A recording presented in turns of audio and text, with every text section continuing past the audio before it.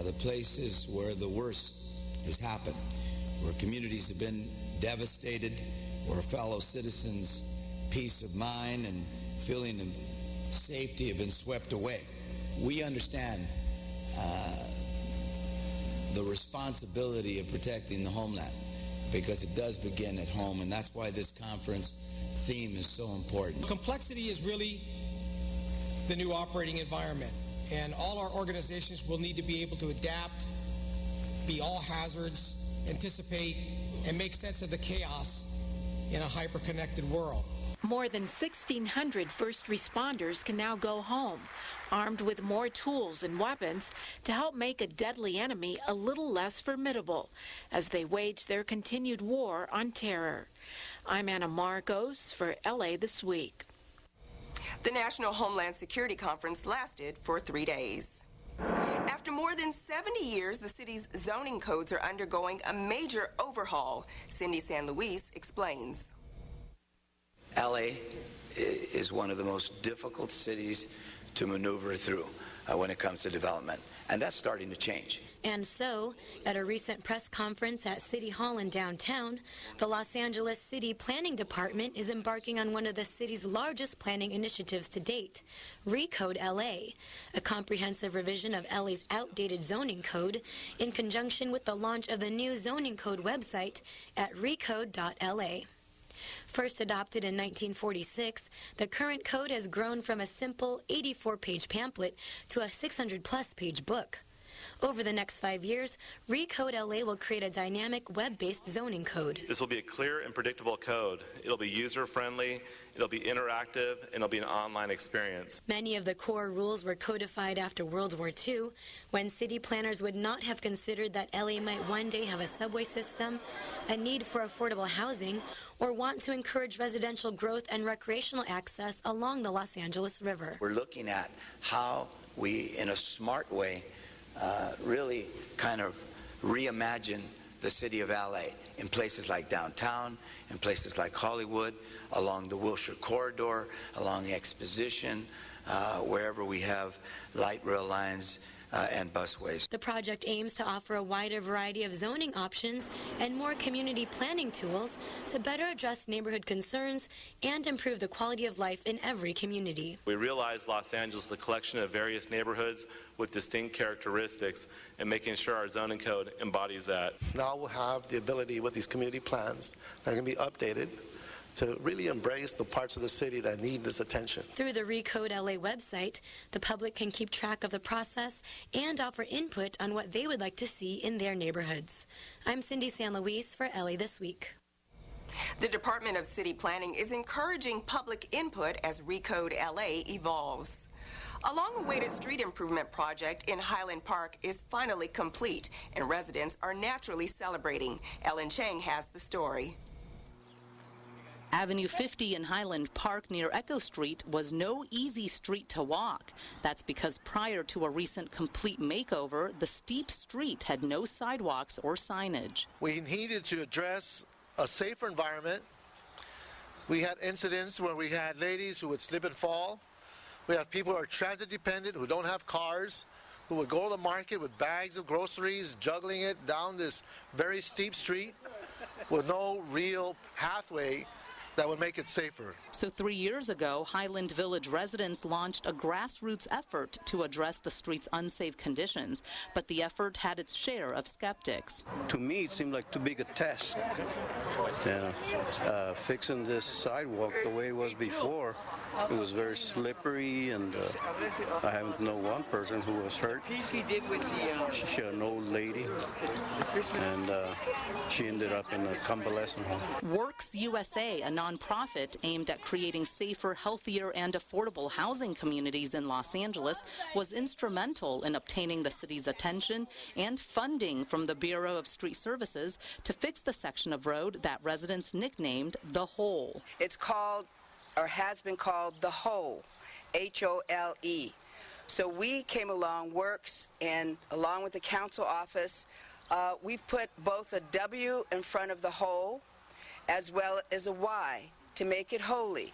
And so we're excited because this strip here represents years of hard work. Years of persistence and $98,000 later, residents young and old celebrate something others might take for granted: a sidewalk where neighbors can safely greet neighbors or take a walk without fear of getting hurt.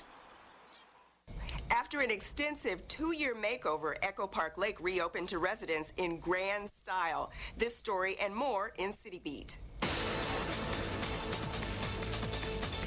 13th District Council member and Mayor-elect Eric Garcetti, along with 4th District Councilman Tom Lavange, led a ribbon cutting recently to mark the grand reopening of Echo Park Lake.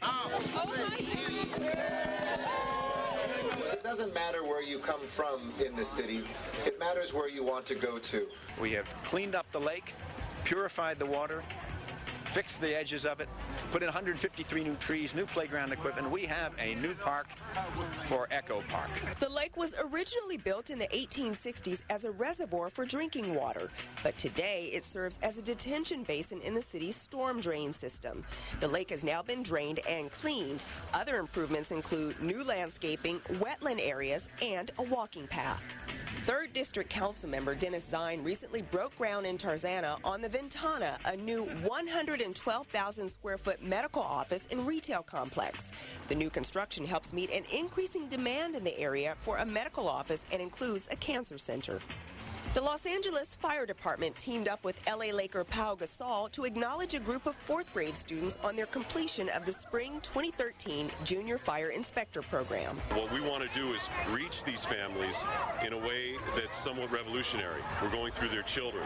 The Junior First Inspector Program, offered in cooperation with the nonprofit MySafe LA, is designed to teach families in at-risk areas and provide them with fire safety information they might not otherwise receive.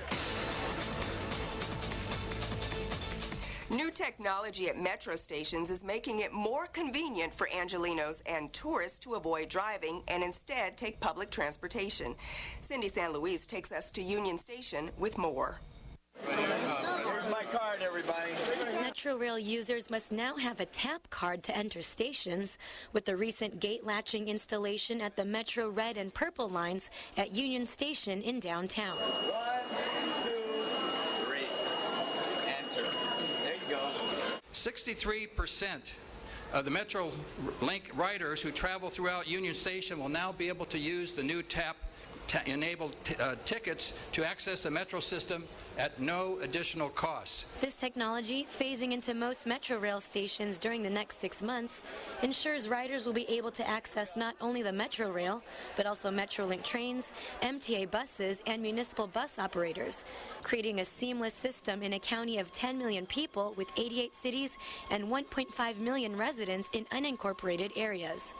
Andy Janicki uses a Metro daily and likes the new card. It's a huge improvement from where we've been. Tap is your ticket.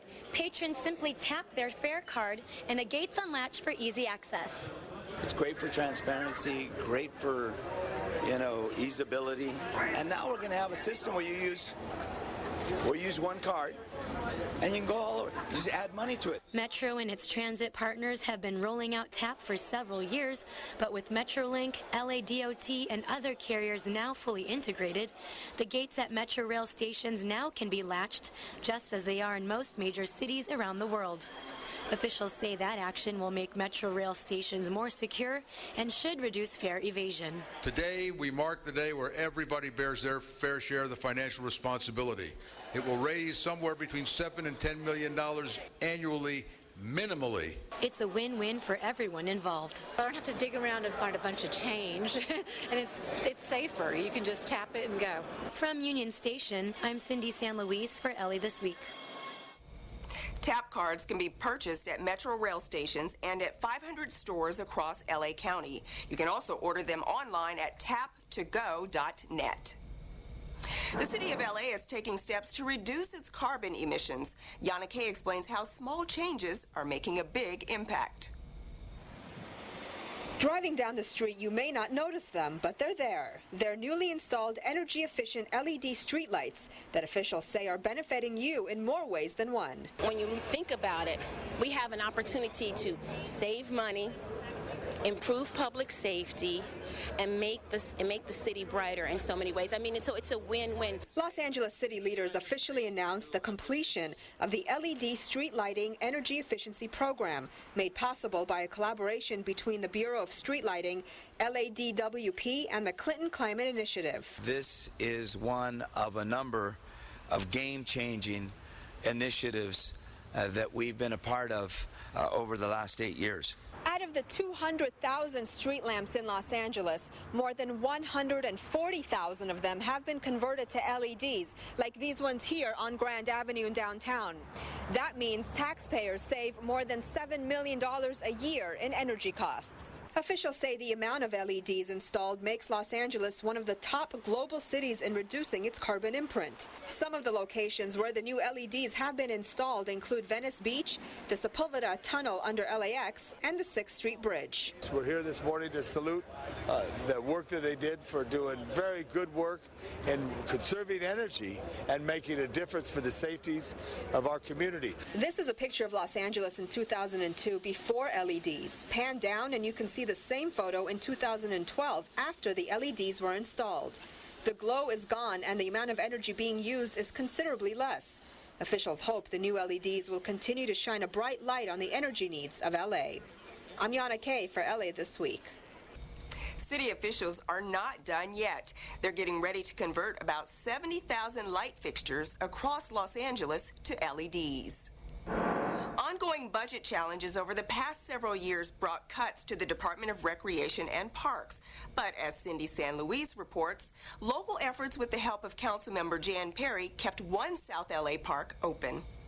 Open, close, hide your thumbs, close, open, close. These South Los Angeles girls who take classes at Trinity Park are ballerinas in the making. They're very graceful, they're very elegant, and their teacher is exceedingly talented. But the fact is that without grassroots efforts, practicing first position and releves wouldn't have even been possible.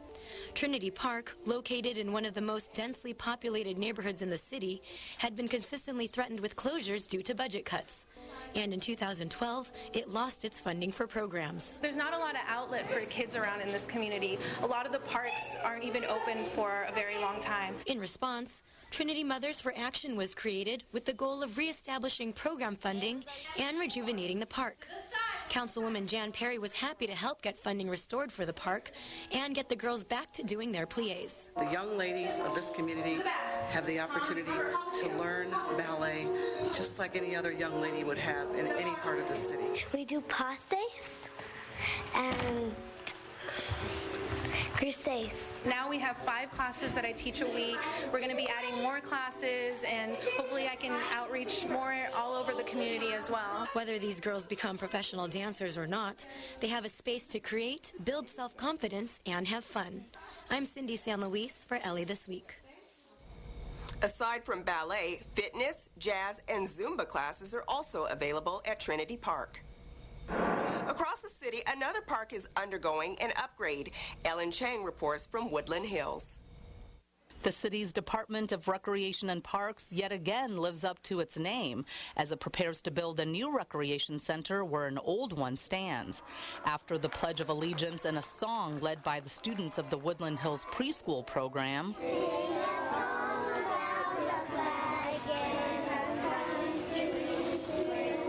officials unveiled a model of what the future Woodland Hills Recreation Center will look like in just a few years. When we look at the little children, they're going to benefit from this years to come. And we're going to benefit as we play cards in the park and have a little barbecues in the park.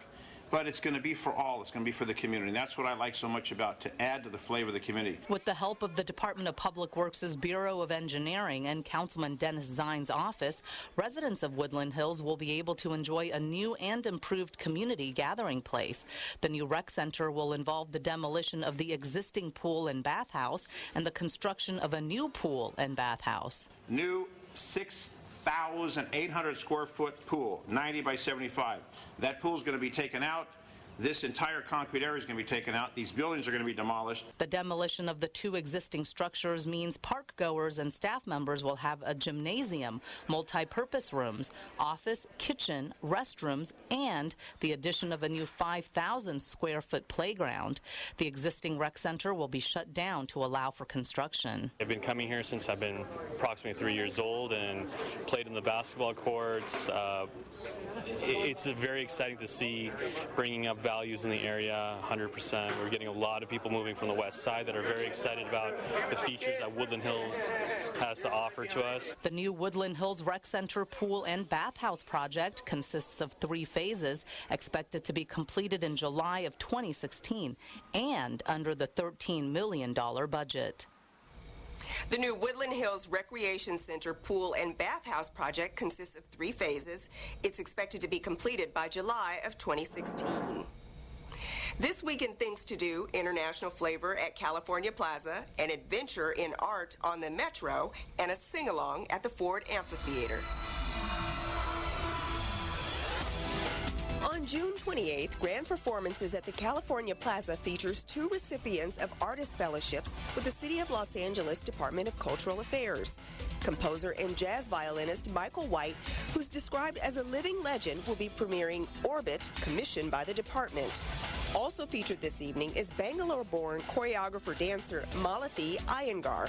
The performances begin at 8 p.m. and admission is free. For more information, visit the Grand Performances website at www.grandperformances.org. On Saturday, June 29th, you can take part in an LA Metro art adventure with City Race. Teams of 2 to 4 players solve fun and challenging clues during a 3-hour hunt through LA's diverse neighborhoods. This City Race features the public art of the LA Metro. Admission to this experience is $40. The adventure begins at 10 a.m. in Pershing Square, and participants will be required to purchase an LA Metro Day Pass for the event. For more information, visit racela.com. Finally, travel to the Ford Amphitheater to experience the sights and sounds of Filipino music and culture with All Together Now. It features the Philippine Madrigal singers, 2-time winners of the European Grand Prix. They'll join other noted Filipino artists to perform a variety of Filipino and American pop songs, original compositions, and standard choral music. The performance starts at 7 p.m., but the grounds of the Ford will actually open at 5 for picnicking. For more information and ticket prices, visit fordtheaters.org. And that's a look at some upcoming things to do. Community members in Pico Union are planning to spend more time outdoors this summer thanks to upgrades at a local park. Yana Kay has more. Round and round they go, and where they stop, nobody knows. It's some summertime fun for these kids as they enjoy the new playground at the Toberman Recreation Center in Pico Union. The playground is part of several upgrades at the center, and parents are happy to see the improvements. Oh, I love this park. This is like my second home. Every time that I don't want to be at home, I just come here and bring my kids. My kids love this place. Councilmember Ed Reyes was on hand to open the new park, which now includes exercise equipment and areas for both younger and older kids. Reyes says about 20,000 young kids live near the park, so it will hopefully make a big impact on their overall health by keeping them active. There is a trend of obesity, diabetes, and our young kids. They don't have access to this type of facility, but today we made a difference. The $500,000 project is among the first of 40 other parks and trails that are planned throughout Los Angeles to address childhood obesity. I'm Yana Kay for LA This Week. The park upgrades are made possible through a partnership between Councilmember Reyes, the Department of Recreation and Parks, the Los Angeles Neighborhood Initiative, and the child advocacy organization First 5 LA. And that's going to do it for this edition. Thanks for joining us. I'm Anita Bennett. A reminder that you can catch us online at lacityview.org. You can also follow and like us on Facebook. We'll see you back here next week for more of LA This Week.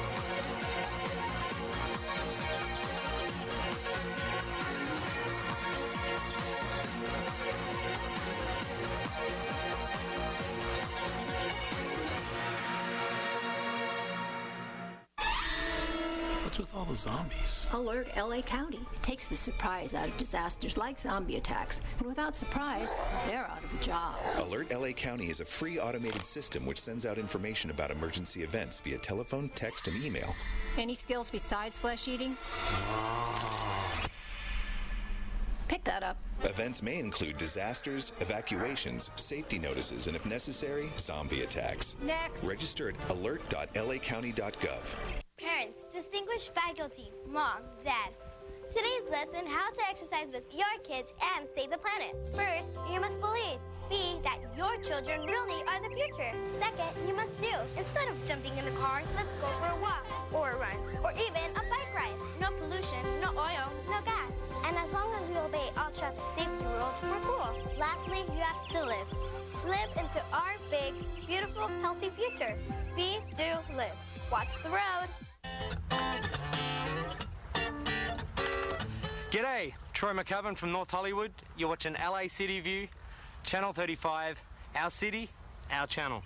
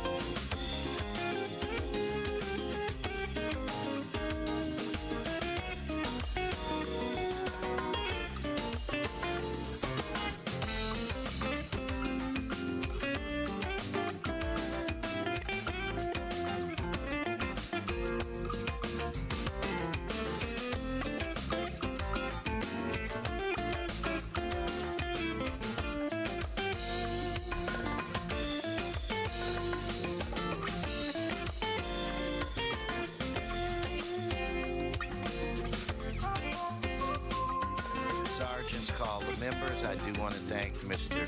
Lorenz, Krikorian, LeBaron, Stein, and myself.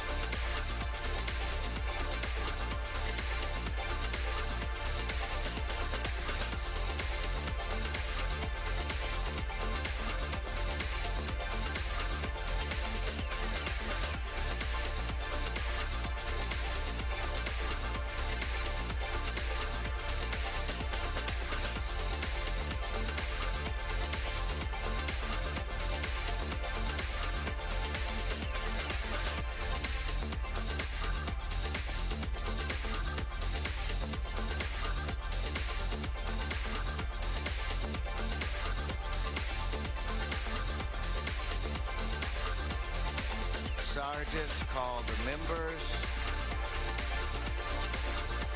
Today, we're only going to have 10 members.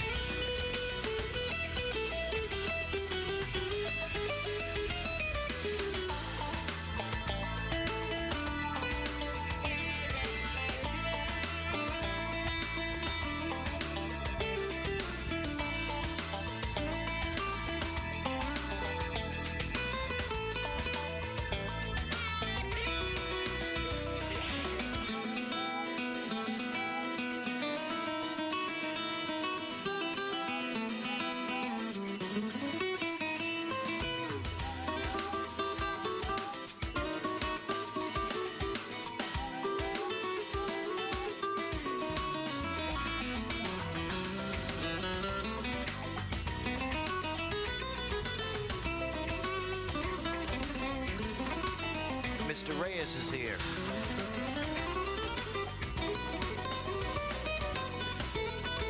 Mr. Parks is here. Mr. Reyes is here.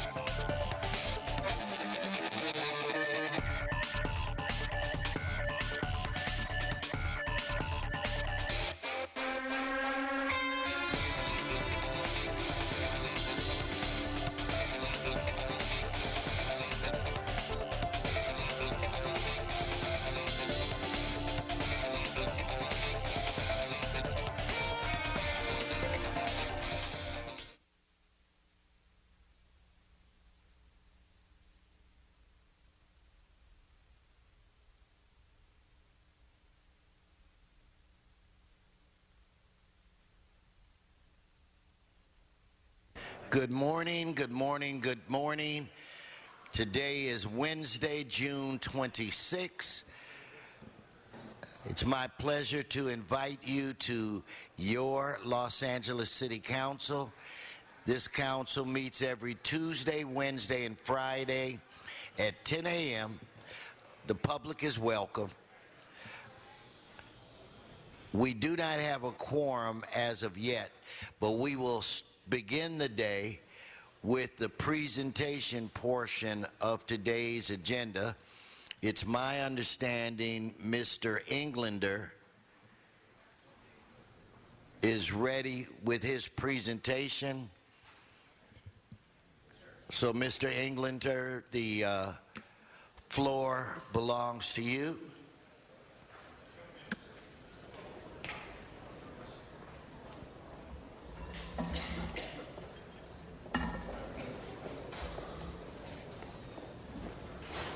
If I can get Phyllis Winger to join me here, along with her family, and behind them, the entire CD12 family as well. Which side? On my right, my better side, right here, right. so I can watch you closely. Aye.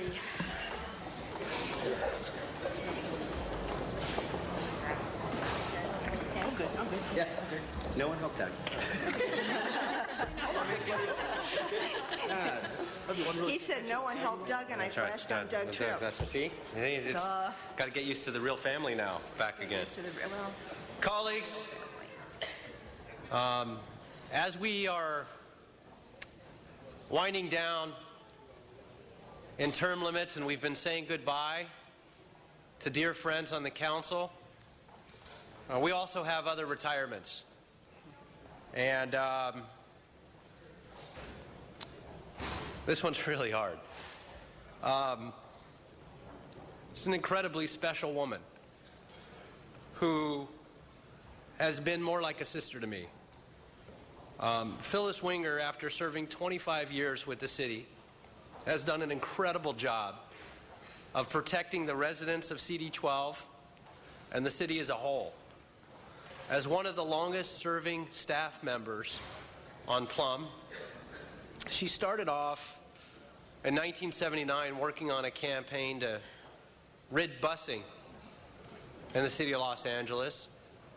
It got her very involved in civic life and trying to improve the quality of life for children and residents, that she developed a working relationship at that time with a guy that owned a t-shirt shop by the name of Hal Burnson. When Hal ran for office, he quickly saw a rising star. He saw a diamond in the rough. And he tapped Phyllis to be one of his closest advisors. And while he served for 20 years plus on Plum as the chair, Phyllis was his staff member on Plum. She continued to work with Greg Smith for his 8 years, and I've had the pleasure of working with her for the last 10 years. It's rare in life where you get the ability to meet somebody that is so knowledgeable, so passionate, that always wants to do the right things. First, family. And she's got a family that has a career, a lifelong dedicated career in public service. With her husband, Sandy Winger, who ran LAFCO for many years and has been involved in civic life. Her son, Doug, an LAPD officer, her entire family. Her daughter, everybody in her family just gets involved to help the community. But Phyllis is extraordinary. We're rewriting the city zoning code right now that was written in 1946 by Phyllis. Not kidding. Had to get it in.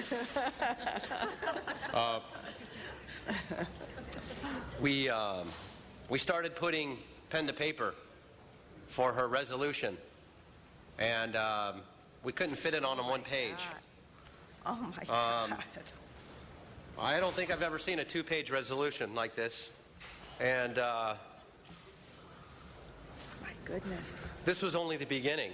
Some of the things that she has worked on single-handedly, she has really shaped the city of LA. Not only taking on huge development projects from the beginning, like Porter Ranch Development Company, to make sure that that community was built correctly and protected the Northwest San Fernando Valley, but she was my secret weapon when we fought the largest development project in the history of the city of Los Angeles, Los Lomos.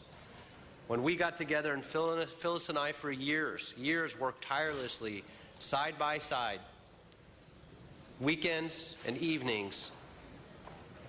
We ended up being sued on that project for $1 billion.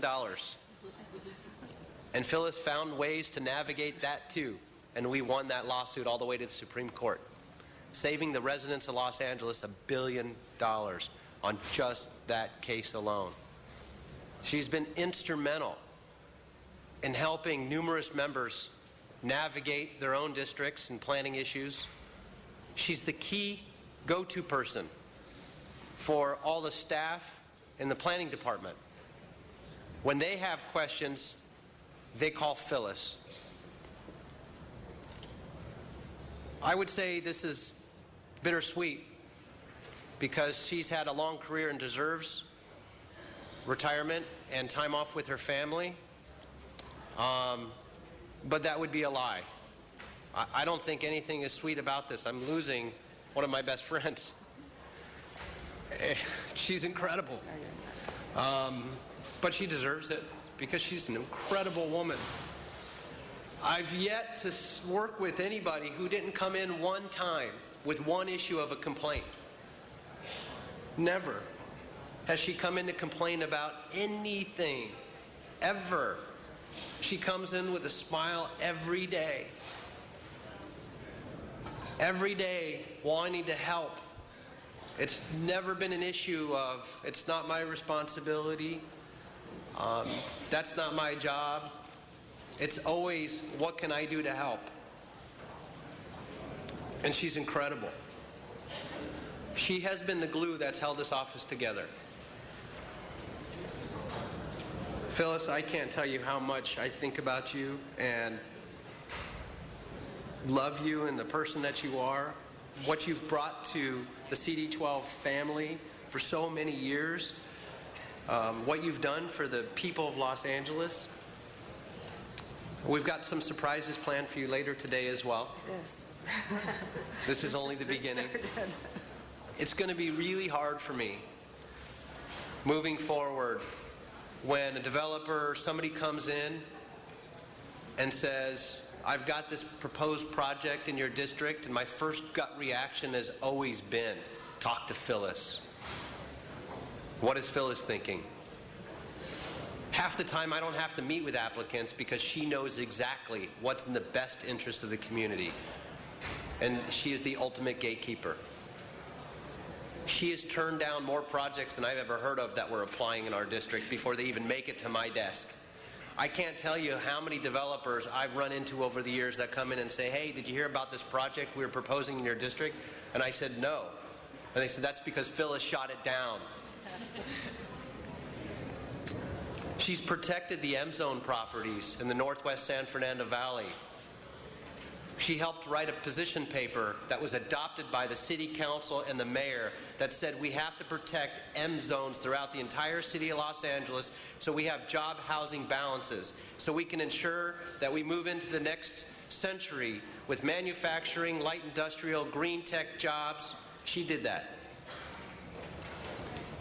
And it goes on and on and on.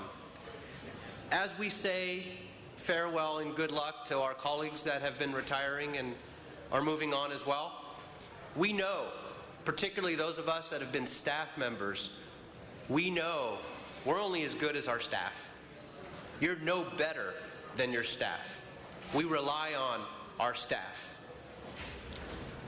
That was the one thing I remember when I sat down with Jan Perry and I was going to be running for office, and she said, don't forget where you came from. because I was a staff member. Listen to your staff. You have the best and the brightest. The two names she mentioned in our meeting were Phyllis Winger and Nicole Burnson. Listen to those two people and you can't go wrong. Sorry, John, she didn't mention your name. I'm sorry. I didn't mean to throw you under the bus, Jan, but it was, you know. And then she said, and continue to call Greg Smith. Yeah. But we know that we're only as good as our staff. And so when you're seeing one of the best and the brightest and the most knowledgeable and passionate and ethical and caring people get ready to move on to their next chapter in their life, it's not easy. And so on behalf of the CD12 family and the entire city of Los Angeles, we wish you only the best of health and happiness for many, many, many years to come. Thank you. And to say God bless you. We love you for everything you've always done. As I do you.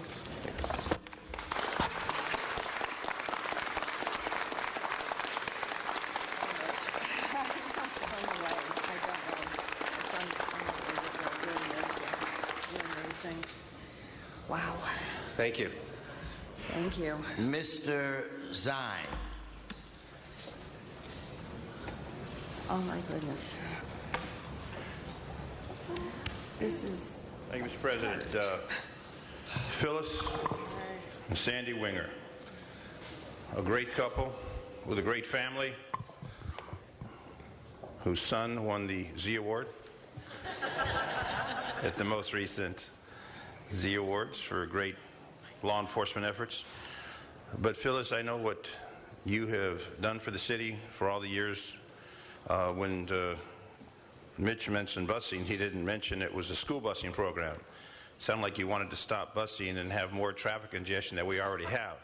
It was a school busing with Bobby Fiedler, and got involved in that campaign. And I've known, God bless him, Hal and Greg for so many years, and now Mitch, who's taken over that 12th district. But you have been there consistently, making sure the community was well represented, and planning is such a critical issue. Well, we have some land, and whatever land is left in the San Fernando Valley, you were watching over it, very vigilant in what you were doing, and the commitment that you made for the city for all these many, many years. And you come to work every day, you don't realize until you look back and reflect on the accomplishments. And if you look at the accomplishments in the 12th district, they've been phenomenal. So I want to personally commend you, knowing you and the family for so many years. It's a real compliment for your dedication to the people of Los Angeles and to particularly the San Fernando Valley for what you have done over the many, many years. And planning is such a critical issue. You have been there consistently doing it. So congratulations. Mitch will have a difficult time filling your position because you are definitely a unique individual that has that incredible talent to make it happen the right way for the community. So God bless you and the family, and I know that we will see you. You're not going to leave the planet of Los Angeles, but blessings to you and your family and all the supporters that you have for all the many years of dedicated service. God bless you, Phyllis. Thank you. Thank you very much.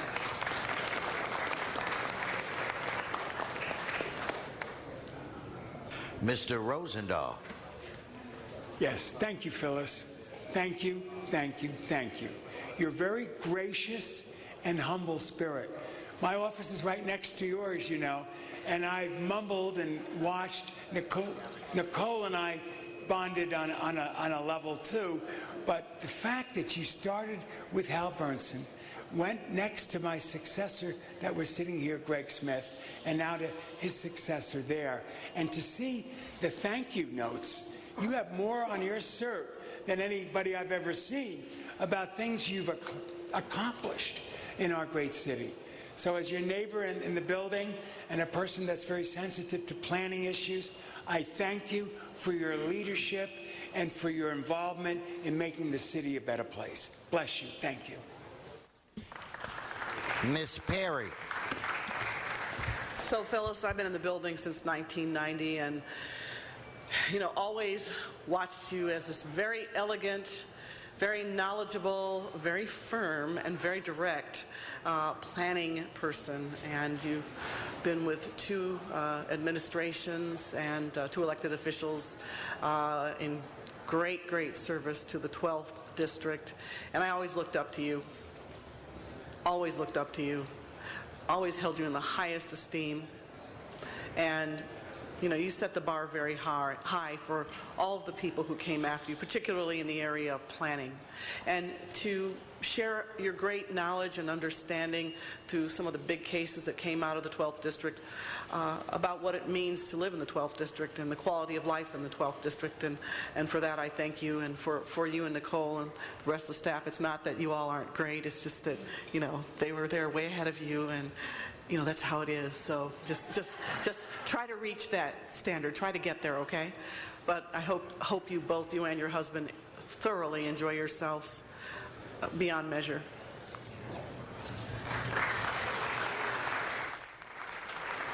Tom LaBonge. Thank you very much. Jan said 91, Jan? 90, 76 for me. They used to smoke in this hall. They don't smoke anymore, but you smoked for so many years of a good job. That's a compliment, not as a bad thing.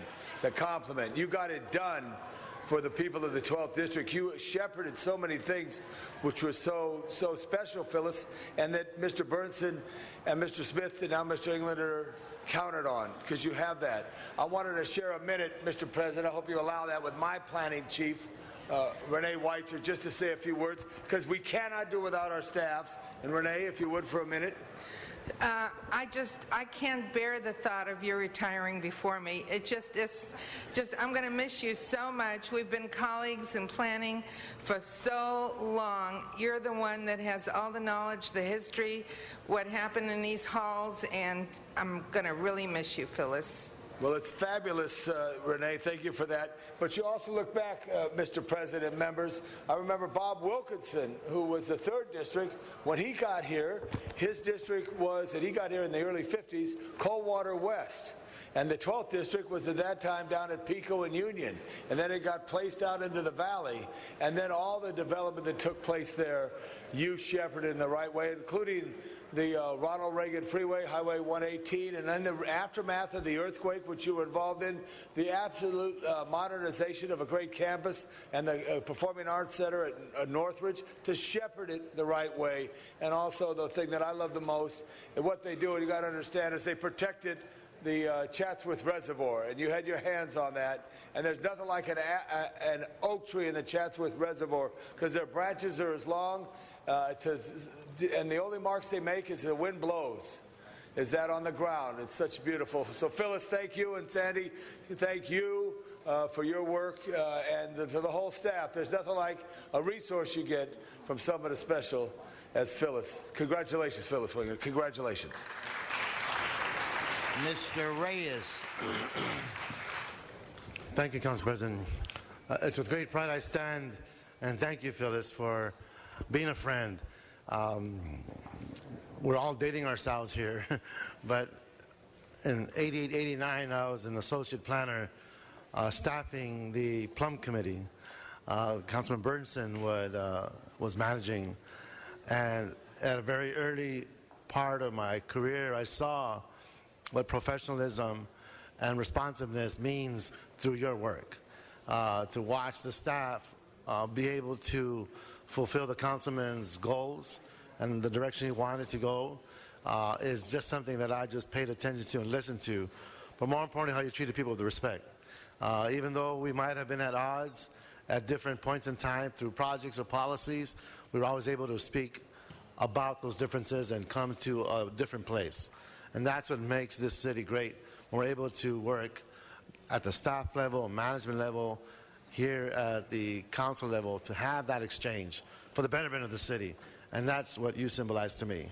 So I thank you for all of your hard work, what you shared with us, and just your being you, and your ability to just allow us to come together and make a big difference. Thank you so much, Phyllis. You're going to be very, very missed. Very much. Thank you.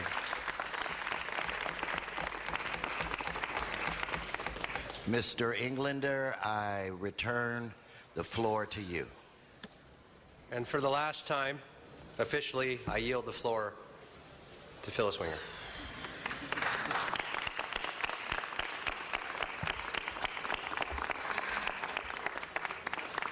Wow. I'm totally blown away by all of this. Thank all of you. Words fail me. I don't know how to express everything I'm feeling. What you have said, the 25 years that I've been with the city and with many of you the whole time, and with some of you not quite as long, you've all been incredible and have made the 25 years an amazing, amazing experience.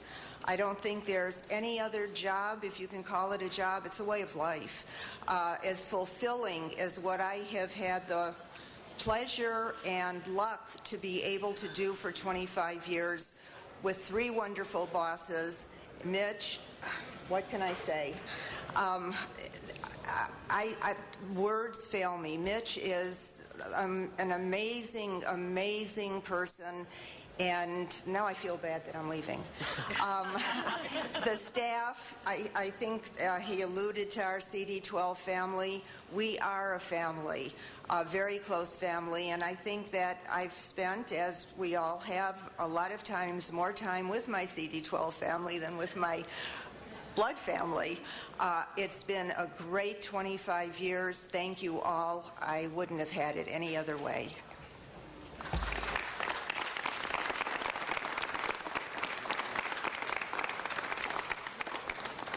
Thank you. No, thank you, and good luck in the future. Mr. Clerk, I believe we have a quorum. Could you please call the roll? Alarcon, Buscaino, Englander, Garcetti, Weezer, Carrasco, Corrine, LaBonge, Parks, Perry, Reyes, Rosendahl, Zion, Wesson, 11 members present, and a quorum, Mr. President. First order of business. Approval of the minutes. Koretz moves, Krikorian seconds. Mr. Rosendahl? A point of privilege to make an announcement, if I could. Go right ahead. Thank you very much, Mr. President. Council colleagues, today is a victory for us in the gay and lesbian community. Today, love won. This is a monumental victory for California and for the nation. The Supreme Court has decided to let our previous victory stand. This means that same-sex couples in a committed relationship in California can marry the ones they love. When can marriage start? Thank you. We're in the process of getting our basic civil and human rights. There's still logistics that have to be worked out. But the good news is my sisters and brothers in the LGBT community will now see their dreams realized of marrying the ones they love. 12 states and the District of Columbia automatically will move in that direction, and the rest of the nation will follow. I'm very glad I lived long enough, folks, to be able to make this announcement today. Thank you, Mr. President. Congratulations to us, Mr. Rosendahl. Congratulations to all of us. Okay, next order of business, Mr. Clerk. Commendatory resolutions for approval. Rosendahl moves, Zion seconds. Next. Mr. President, before running through the agenda, there is a technical correction to note for item 37, recommendation 5 within 37. It should read Mercury Avenue at Reynolds Avenue. Further, there's a request to receive and file item 35 inasmuch as there was an error in the agenda description and it was subsequently re-agendized as item 70. And there are requests to continue items 18 and 39 to June 28th. That's this Friday, June 28th. Okay, without objection, so ordered. Very good, sir. Items 1 through 10 are items noticed for public hearing. Cards? Mr. President, we have cards on 9 and 10. Let's hold those items. Members, specials? Members, specials? Okay, let's prepare to vote on the remaining items. Let's open the roll. Close the roll, tabulate the vote. 11 ayes. Next section. Items 11 through 27 are items for which public hearings have been held. Committee reports for items 11, 16, 17, 23, 24, 25, and 26 will be circulated shortly by the CLA and should be held on the desk until such time. So be it. Mr. Koretz. I'd like to call item 27 special. Okay, item 27 from Mr. Koretz. Other specials, members, other specials. Mr. Zine, 16 for Mr. Zine. So let's, Mr. Englander. Are you doing 16 and 17? They're together. You're doing. I'm assuming you meant 16 and 17. I got just a technical correction from Plum that I'll have to add for item 19, but it's my turn. So I'll bring that. Okay, so we should hold that until you bring us the correction. Okay, let's prepare to vote on the remaining items. Let's open the roll, close the roll, tabulate the vote. 11 ayes. Next. Mr. President, items 28 through 60 are items for which public hearings have not been held. 10 votes are required for consideration. Okay, members, we're really going to have to start hearing these things in committee. Cards? Oh, without objection, these items will now be before us. Mr. President, I have been informed that an amending motion for item 54 will be circulated shortly and should be held on the desk. Okay, without objection. Very good. And we do have cards on items 32, 37, 46, 47, 52, 54, 55, 56, and 60. Okay, Mr. Parks? Special on 59. Add 59 to that list.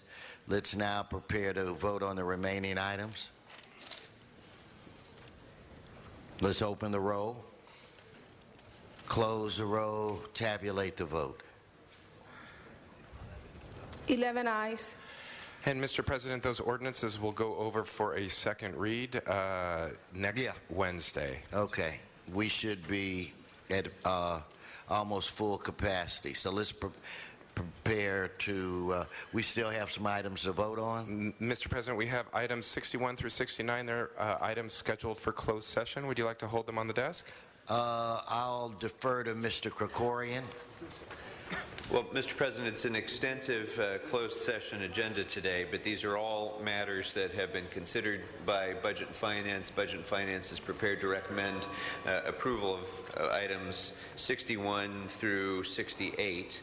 Item 69 should probably be held on the desk because it relates to another matter that we're going to be considering on the agenda today. But other than that, I'm prepared to recommend approval of items 61 through 68 in open session unless members have concerns or questions. Mr. City Attorney. Mr. Parks asked that number 63 be held on the desk for the moment. Mr. City Attorney. And there's a request from our office that item 67 be continued to July 24th. That's fine. Okay, so without objection. So do we have cards?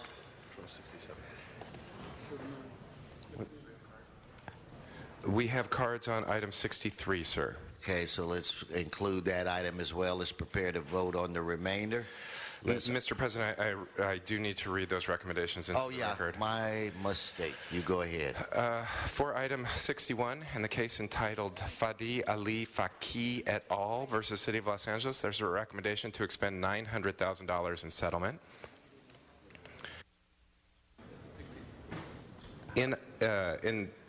Pardon me, item 62, Mr. President, was an item that came out of the Information Technology and General Services Committee.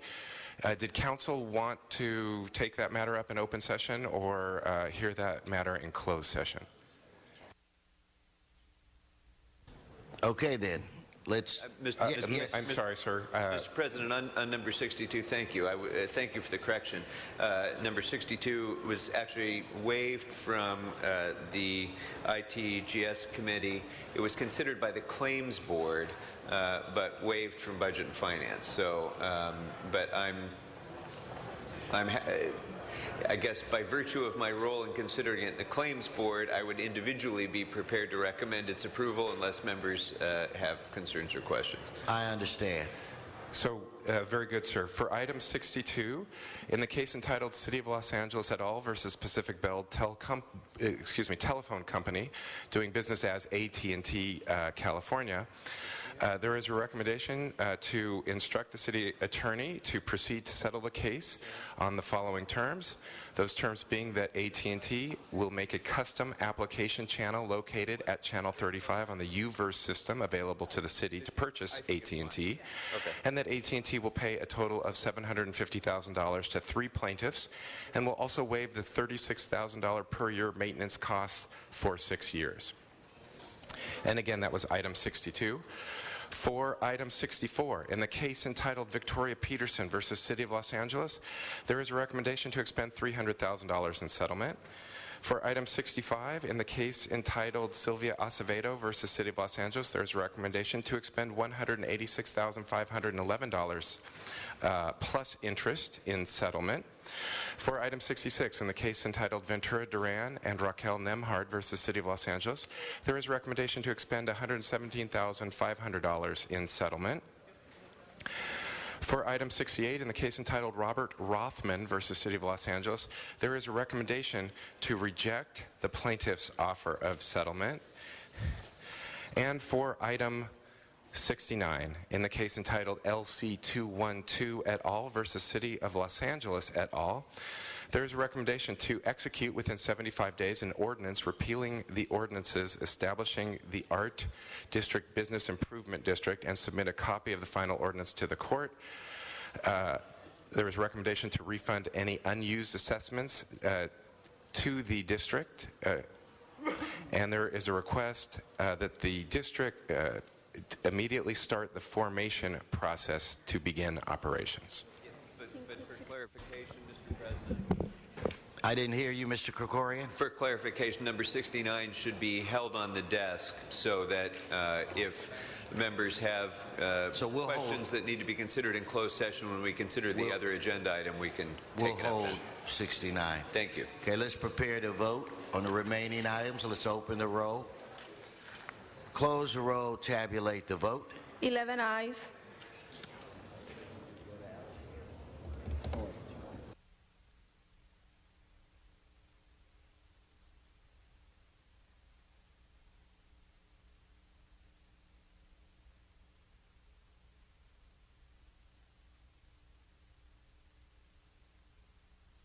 Okay, you know what, Mr. Clerk? I've been informed that we have a commissioner that's here. I don't want them to have to wait. If I think it's item 11, if we could bring them up. Very good, sir. And the recommendation, the report from the committee, the Trade, Commerce, and Tourism Committee, has been distributed and is now before council for its consideration. If the commissioner selection, Mr. Labange. Chairman of Trade and Commerce, this appointee is the last appointee of Mayor Villaraigosa, and it's a great appointee. Her history is great, her involvement, her spirit and enthusiasm. You may know her from Autosports. She is the manager of the California Speedway out in Fontana. Julian Zucker. I ask for an aye vote, and just take a minute and tell us a little more about yourself and your passion for tourism, for conventions, and helping the economy of Los Angeles. Thank you so much. Well, I've been in California now for 8 years. I moved to Los Angeles to run the Auto Club Speedway in Fontana. I came from Daytona. Our company runs 12 racetracks across the country. But being here in Los Angeles is certainly the best position in the company, and I've really enjoyed it. Over the course of my time here, I was appointed appointed by the governor to visit California, the Tourism Commission for the state of California, and in that process I've really become very, very highly involved in tourism and what it means to the economy, how it's growing middle-class jobs, and how much money has been brought, especially to the city of Los Angeles. In 2011 alone, over $22 billion was spent here by tourists. So I'm pretty excited about this opportunity to be a part of continuing to grow tourism in Los Angeles. Thank you so much. And I just want to stand corrected. I didn't say the Auto Club 500. I said the California Speedway. That preceded that. If I said Saugus or Ascot, I really would put myself back down the track. This is a great appointing, Mr. President. Thank you. Okay, Mr. Rosendahl. Yes, a Brentwood resident. Correct. Good to have you from the 11th District. And I like the fact that you were able to work for Arnold Schwarzenegger and now at the same time work for the city. That shows your flexibility and your leadership. I was very excited when we reviewed your qualifications because the convention center needs your energy, your kind of leadership, that positive spirit. And we're going to make it one of the 5 best in the world because we are a megalopolis of the earth. And with your talent and your background, you are adding more to getting us successful. So congratulations, best of luck. I look forward to picking up the paper and seeing what's going on downtown with the convention center. And when the NFL team comes, I'm coming to the game. I'm reading the sports section. I like what I see, and I want to go down there and do it. But thank you. Thank you. Welcome Thank you. aboard.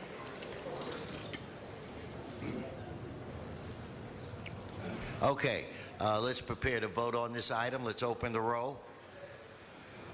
Close the roll, tabulate the vote. 11 ayes. Okay, Mr. Clerk, it's my understanding that you have a series of items that we can take up without any public comment and we can lump them all together. Congratulations. Well, I'm going to call on Mr. Krikorian. You wanted to speak to the commissioner?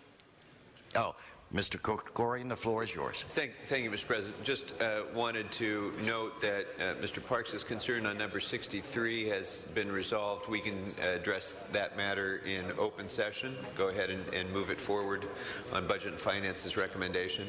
Also, I'd like to ask that 42 be called forthwith, please. Forthwith on 42.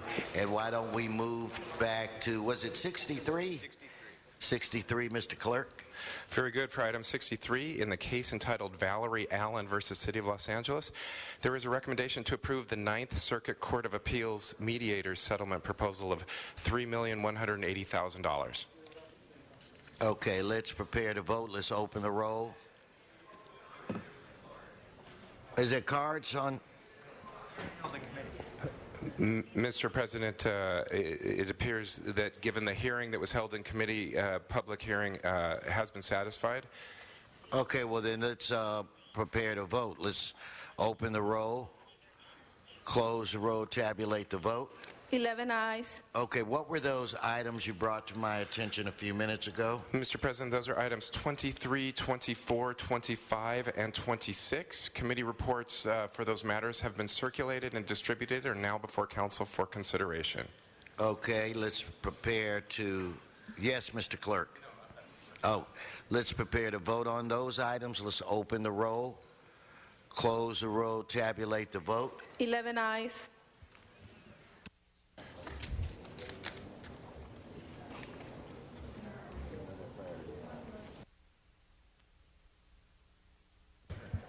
Okay, today we say thank you to a dear colleague who's been a tremendous friend to me,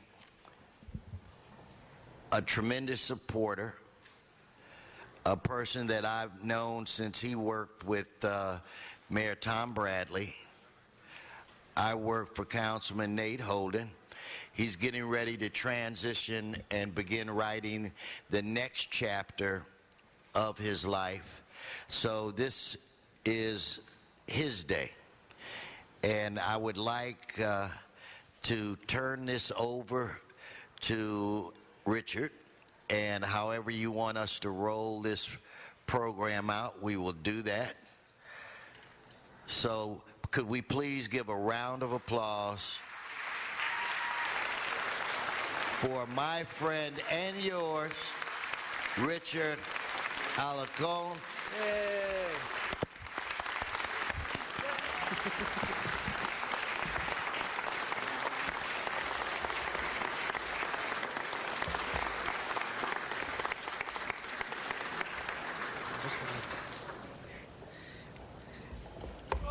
Well, good morning.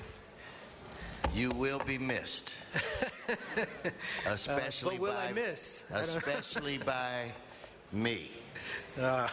Thank you, Mr. President and colleagues. I actually am very happy today. This is, marks a lot of work, and so it is actually a very great pleasure for me to finish my political career in these chambers where it began.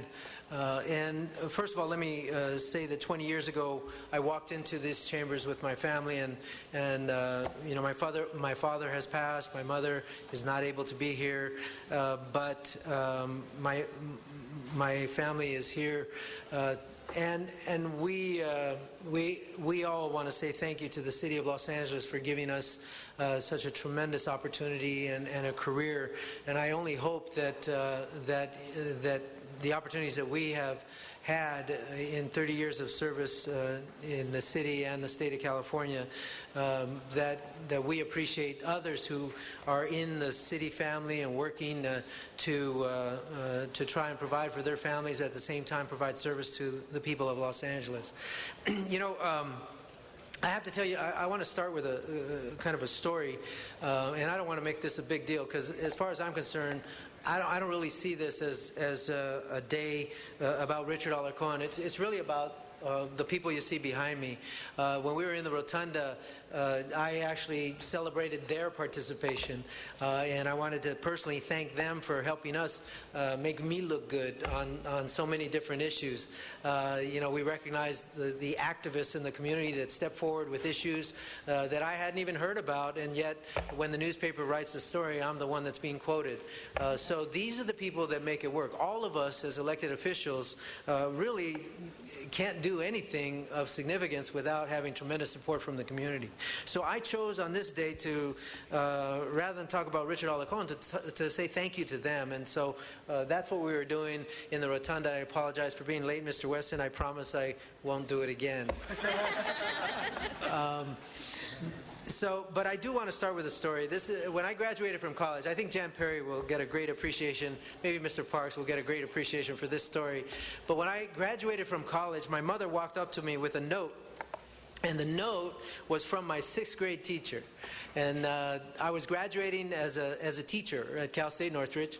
And this note was from my 6th grade teacher, and I read it, and it said, Mrs. Alarcon, this is to let you know that your son is a horrible student. He is disruptive in class. He never does his homework, and he will never be a success. And my mom gave that to me, and I looked at her and I said, Mom, why did you never show me that letter? And she said, because I never stopped believing in you. Well, my mother obviously...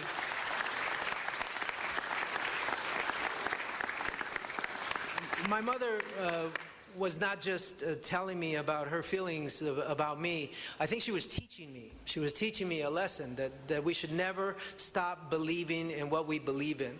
And that's what I carried in my heart through all the work that I've done. And I never stopped believing in the community. I never stopped believing in the poor. I never stopped believing that we could be better. I never stopped believing in our democracy. And even when we're fighting tooth and nail over issues that we agree or disagree with passionately, I never stopped believing that it is to preserve our democracy, to make it stronger, to have those fights, to have those debates. What kind of world would we live in if we did not have those debates? So yeah, I disrupted a little bit here in the council. Yeah, I acted up. Sometimes I didn't do my homework, but my staff caught me on that and helped me look better. But I did it because I never stopped believing that we could be better as a city, that we could be better as a people. And I couldn't have done that with all the help from all these tremendous people.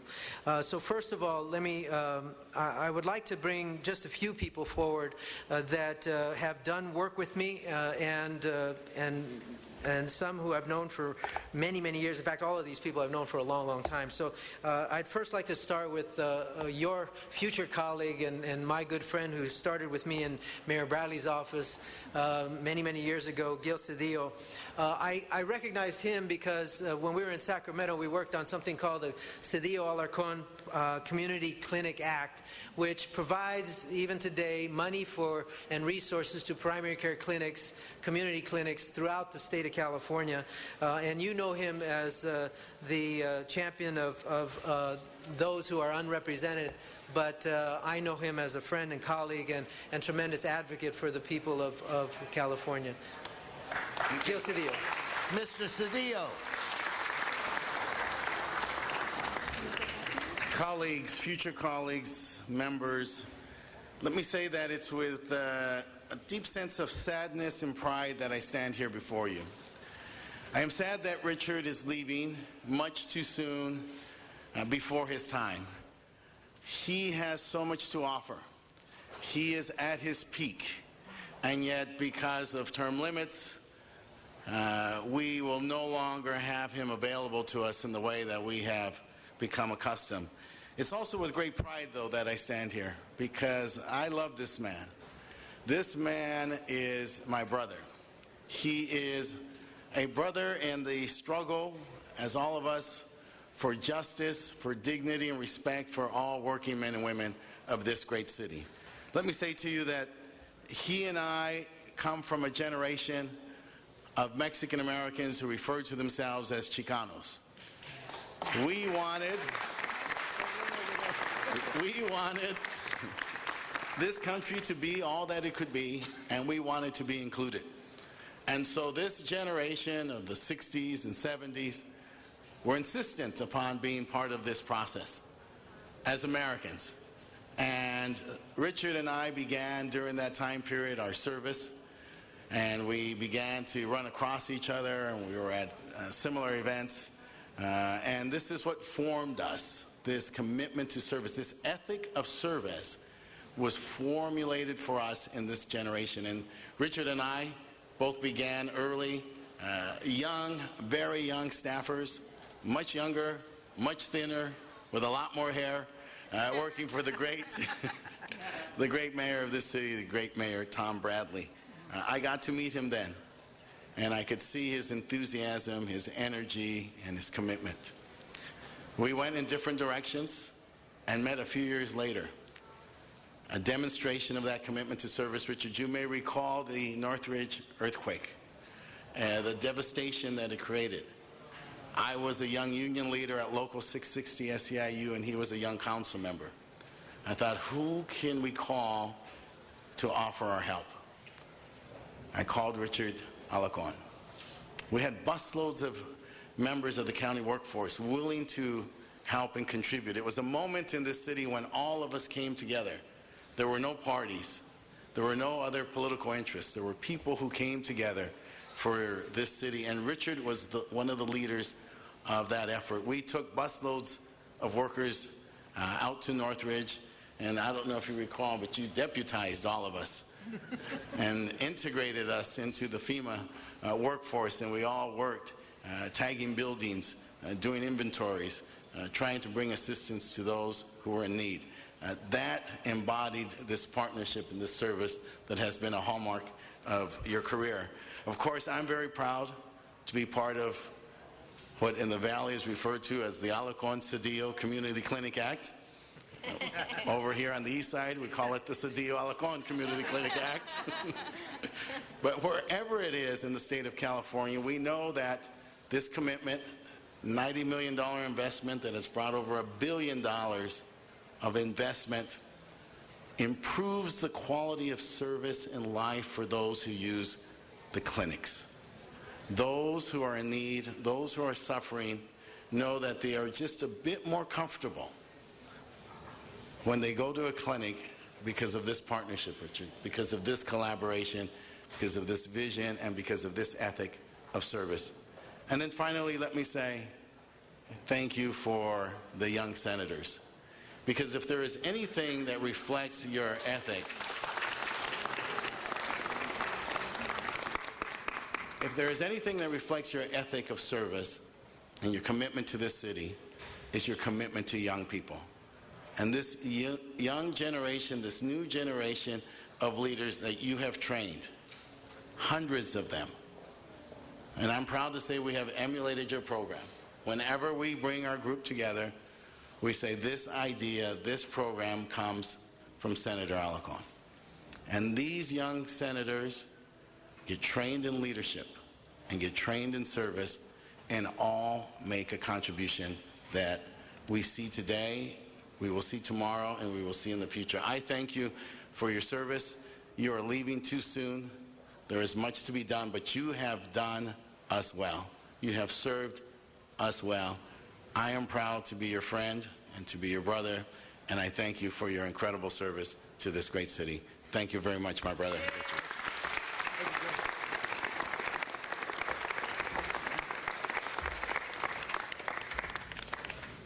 Thank you, Senator and soon-to-be Councilman Cedillo. Although I do want to mention that that's probably the longest speech you'll ever give in City Council because Herb Wesson will not allow you to speak more than your time. But thank you so much. Yeah. I hope that in 12 years I can do one for you too. I hope I'm alive. But there is another amazing group of people that I had the pleasure of working with on so many issues, whether it be banking responsibility or foreclosures in our community, the neighborhood legal services, the One or LA organization, Voice. These organizations were always there to back our pleas and work on our causes. So one person who stands out as a tremendous advocate for all of their causes is a woman named Yvonne Maria Jimenez. And I mentioned this in the rotunda, but I had asked her to consider running for office some 15, 16 years ago. And she said no, because I've got to work in the community. So it's been a pleasure to work with her. It's been a true partnership, and we have created new things in the city. But I want to thank Yvonne Maria Jimenez for being here to say a few words, and but most importantly, to recognize her and all the organizations she's worked with to improve our city.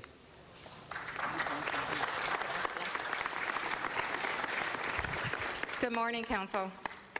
It has been a personal as well as a public honor and privilege to work side by side and shoulder to shoulder with Councilman Alarcon over a number of years. His leadership and courage on behalf of not only his constituents of CD7, but also the residents of the City of Los Angeles, has helped transform the city and has helped improve the economic status of countless families and individuals in our community. His dedication and commitment to everyone, in particular the most vulnerable in our communities, our low-income and poor families and individuals, can't be described. And it has just been a real honor and privilege to work with him. And this morning, there are many causes that he has pursued over so many years of service to the city.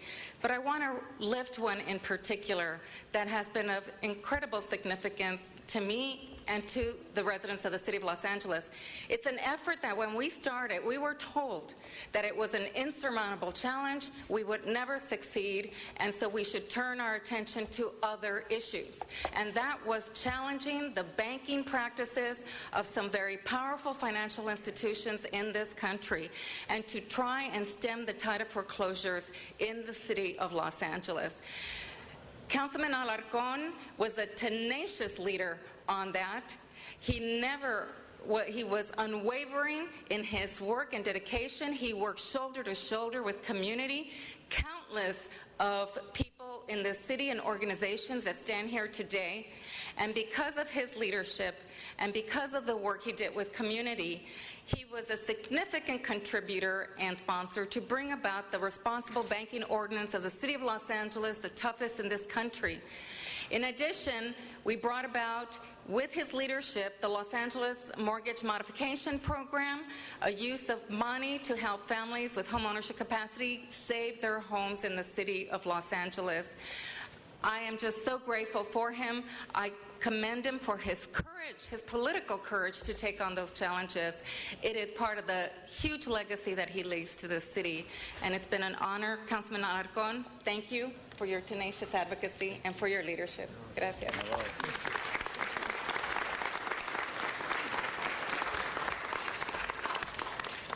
Another community champion who has been a brother. Actually, the next two speakers are both, I consider them to be brothers in arms in the fight to improve our community.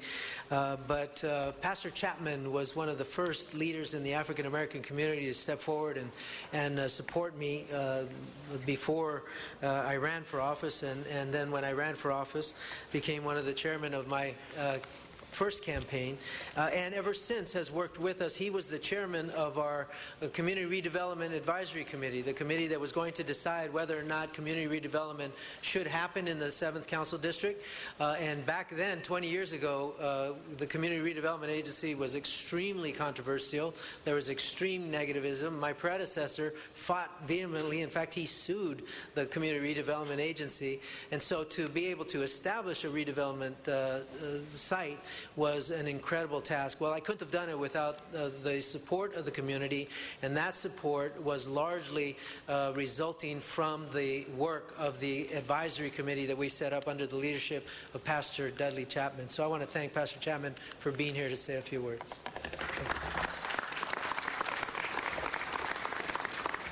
Councilman Alarcon, President and Council, it is my joy to get this pulpit.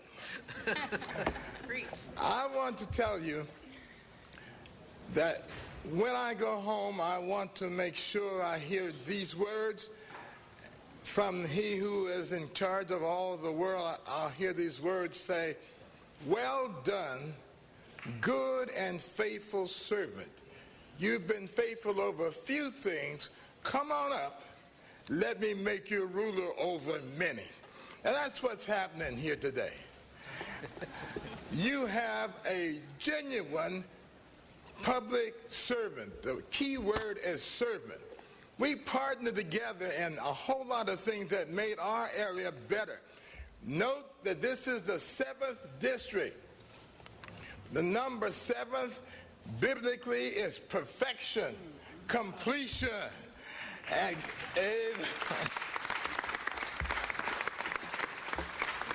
now, when the riot started, we needed somebody to go with us that had power, council power. He actually came and rode in the car with us ministers as we prevented people from putting fires to all the buildings in the San Fernando Valley, and only one building in the San Fernando Valley burned, in contrast to the other side of town that almost burned down. Our hand praise to a challenging leader, Richard Alarcon. He worked with us, partnered with us. We had a feeling that the city could not really respect a place where trash is dumped. How can you look at Pacoima as a great city if all the trash of the city is dumped there? It's the place where you dump all the stuff. We began to gather to try to get that changed, and our councilman came with us and actually marched on the street with us. And do you know we had victory with the dump, and now the big trucks don't motor through, and that dump is becoming an environmental beauty. Well done. Do you realize that the streets look better? The parks look better. The housing looks better. Things were created as he helped us rebuild the community, the GM plant, and our brand new Lowe's and Costco thing. That was a partnership that happened, and it happened beautifully. We went from poison to passion. Well done. Well done. Then he did not stop. Every time we needed a councilman to come and get into the picture, he was right there with us. He served us. And we want you to know, Councilman, great servant that you are, come on up to higher and better things.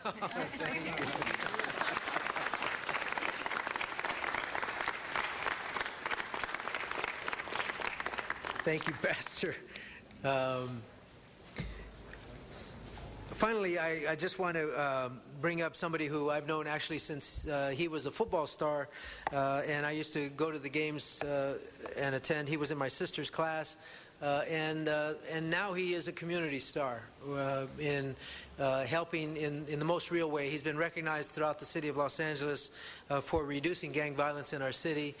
He's a dear friend and has been a tremendous supporter, and the list is endless in terms of how he supports the community. He's even a DJ at just about every community event that's out there, and just a tremendous leader. But most importantly, he and his partner, Blinky Rodriguez, have saved lives in our community in big numbers. They have proven that the intervention strategy works for Los Angeles.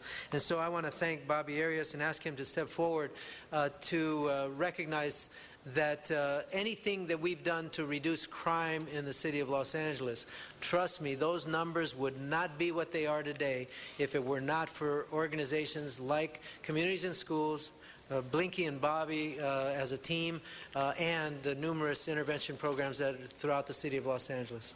Mr. Alarcon, you failed to indicate that he is a great disc jockey as well. And I think at every event that I went to that you had in the Valley, you put Bobby to work. That's so right. Anyway, it's good to see you, dear friend, and Blink, I see you back there. Anyway, the floor is yours. It was great, Council President, to finally find a song that fit your mystique, your legend, and that was Shaft. Yeah, I like you a lot. I like you. You know, and he's a great man, and we want to thank you. But, you know, I will be very brief. Family's been here for generations here in L.A. My dad graduated from Lincoln High School. We grew up first 5 years of my life in Cypress and then moved to Pacoima. Pacoima, the home of the legendary Richie Valens, and we must not forget that. I just wanted to say, you know, it's an exciting time for those of us that have been here for generations. Richard was there for me back in 1989. I know I'm an old dude, I know it. But in order for Communities and Schools to come to the city of LA, we needed to meet with the mayor. And it was Richard who took the time to set up a meeting for me with really what I perceive to be the legendary Mayor Tom Bradley, and the rest is history. We've been here for 25 years serving the great people of my hometown, Pacoima, California. I do want to say, because people have said this a lot, worked with Richard on a lot of things, from parks, pocket parks that are virtually all over our community. And what Richard really taught me, I'm going to end with this, two things. One, I want to thank you, Richard, for teaching me that when the least of us fail, a piece of ourselves fails. A piece of our city fails, a piece of our universe. He has taught me that we must have humanity and care for those of us who are the least of us. And then I want to invite you to one thing that's happening. It's probably the last of our generation. 19 years ago, Richard came to Seal Borman, myself, and Blinky, and said, hey, we need to do a 4th of July celebration that celebrates our nation's birthday. And this coming Thursday, not tomorrow, a week from Thursday, we will be celebrating our 19th annual 4th of July at Hanson Dam. We want to thank the City Council because it has now become a citywide event, and you're welcome to come. We're going to have Little Willie G, the Midnighters, and, you know, we'll have great fireworks, thanks due in large part to Richard's legacy, that's for sure. So I just want to thank you again. And just last Friday, we gave out $50,000 to 14 of our Pacoima residents for college, which is an indication that there's one thing, our responsibility to those giving people a second chance, but it's another thing for those of our children that deserve to go to institutions of higher learning. So with that, God bless you. Vaya con Dios. Richard Alarcon. I also just wanted to take a brief minute to thank Richard, because when I think way back as I'm looking at the new council that's in place, courage. This thing called gang intervention now wasn't language a long time ago. In fact, I remember Richard opening up the doors right here in these city council chambers, and we walked in with about 200 gang members, Latino gang members, which was something the city council had never seen, them coming to speak up. And at that time, our good friend Mr. Dennis Zine was president of the Police Protective League. In fact, him and I had met each other with the Valley Leadership Institute. If you recall, you were the one that was doing all the riots. And after that day that Richard said, come on through, this is real. This is about no mothers crying. This is about no babies dying. This is about peace in the valley, and I ain't lying. And guess what? That work is here. It's arrived. We're institutionalizing it now as a city. This is the real deal. It's breathing. It's alive. The numbers speak for it. And it's because people like Richard and Dennis and Tony Cardenas that ain't here and others that begin to believe in this. And so I just want to echo it through the hallways, the corridors, man. Hey, L.A., councilmen, lives are being saved. And mothers aren't crying. We still got work to do. God bless you. Richard, thank you so much. You're my brother. God bless you, Blake. I'd like to ask Dale Gibson and Lynn Brown from our Equestrian Advisory Committee to come forward. Giddy up. Giddy up. I'll keep it brief. I know this Councilman's probably getting tired of hearing all the thank yous, but again, the Equine Advisory Committee is here to honor the Councilman Alarcon and celebrate his efforts and interest in our equine issues and our great equestrian community. The LA Equine Advisory Committee acknowledges with gratitude the efforts of Councilman LaBonge and Wendy Gruhl, who had the commitment and foresight to create this committee in 2009. Councilman LaBonge and his staff have always been there for us, ready to lend a helping hand. Councilman Alarcon became involved with the LA Equine Advisory Committee because he recognized that the historic California equestrian lifestyle was in peril. He brought energy, tenacity, and dedication, and using his office position as councilman to protect and strengthen every aspect of the challenges and dangers that local ranches, boarding stables, public stables, backyard horse keepers must deal with daily. Without a champion for our issues, we would have been marginalized and pushed aside as urban expansion threatens the thousands of equestrians all over the city of Los Angeles. Thank you, Councilman Alarcon. Our work has really begun. Because of your actions, you leave a legacy for us to follow. We look forward to working with the individual city departments, the new mayor-elect Garcetti, and city council members to carry on our work that Councilman Alarcon has so brilliantly begun. Thank you.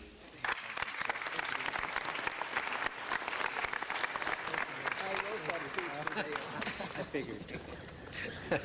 Okay, that's enough about me. What I'd really like to do is thank the people who are here, and some who are not here, but I'd like to thank them publicly. I'd like to thank Barbara Hubbard and Jose and Juanita de Sosa. Barbara Hubbard for helping us close Lopez Canyon landfill. Jose and Juanita de Sosa, they were the champions in the community to help us close that landfill against all odds. Jose and Juanita de Sosa are champions founding, help lead the NAACP for many, many years, and have been instrumental in helping us lead, particularly in conjunction with the African American community in the Northeast San Fernando Valley.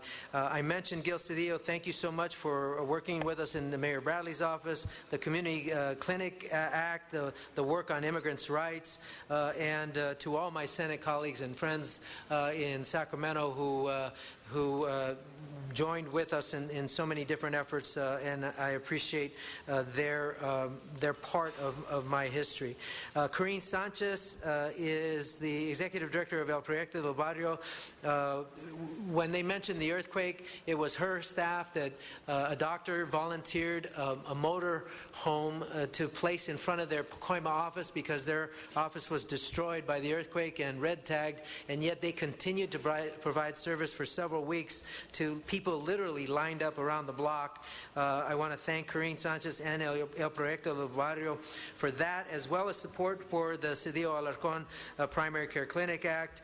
I want to recognize Valley Community Clinic for the same reason, and the Northeast Valley Health Corporation. They are providing services to people who otherwise would not be able to afford it. The Neighborhood Legal Aid Service is there for the people of the Northeast San Fernando Valley. I have partnered with them on so many different issues. I want to recognize them for establishing the Community Benefits Agreement at Plaza Pacoima, giving benefits back to the community, working with the developers, and Neil Dudovitz, San Fernando Valley Neighborhood Legal Aid, for providing support to the poor in the Northeast San Fernando Valley when they needed legal support. Pastor Chapman, I've told you, was a champion on the redevelopment agency. Don and Prudy Schultz, who are the president of the Residents Association in Van Nuys and also support the Van Nuys Airport. I want to thank them for helping us develop the General Motors plant. Dan Selleck, who brought his family in to support the development of General Motors plant, and they redeveloped it. They made it a reality when many thought it was impossible. Maria Elena Durazo, on behalf of the entire labor family, for their partnership on so many things, whether it was fighting to preserve the prevailing wage, doubling the unemployment insurance benefit, helping protect janitors, whatever it may be. I want to thank labor for their constant support and helping me to help them as they fight for justice for working people. Blinky has spoken, Bobby has spoken. We have tremendous friendship and respect. The Ministers Alliance of the San Fernando Valley, thank them for for helping with the Black Infant Health Care Program. The Gospel Fest, the first ever in the Northeast San Fernando Valley, pulling together all this enormous gospel music from many different churches.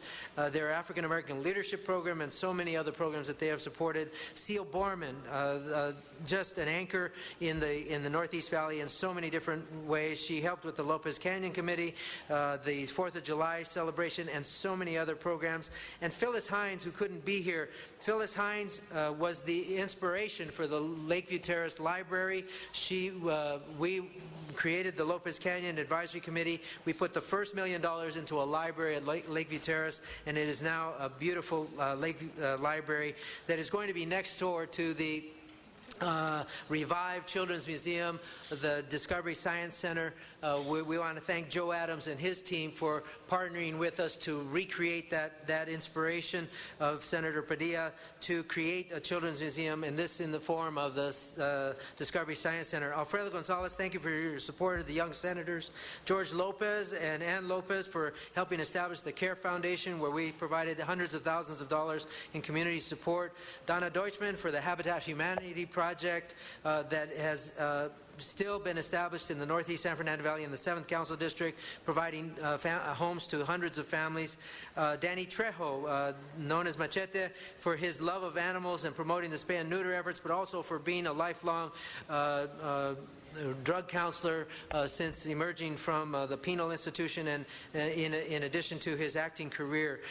The organization MEND, which is just a phenomenal organization providing service to the poor, Ed and Carolyn Rose, the Tarzana Treatment Center, and the numerous recovery efforts that are going on in the Northeast San Fernando Valley and San Fernando Valley as a whole, and working with the homeless on their addiction issues as well, fighting against the community care facilities ordinance.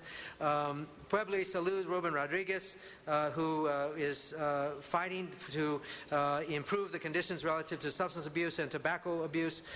Hillview Mental Health, LA Family Housing for their work with the homeless, and Eloise Crawford for hanging in there with our Gift of Christmas program for all these years. For 19 years, providing over 100,000 toys to kids. The Valenzuela family for the same reason, and Sandra Obando for her championing the protection of the interests of the people at San Fernando Gardens.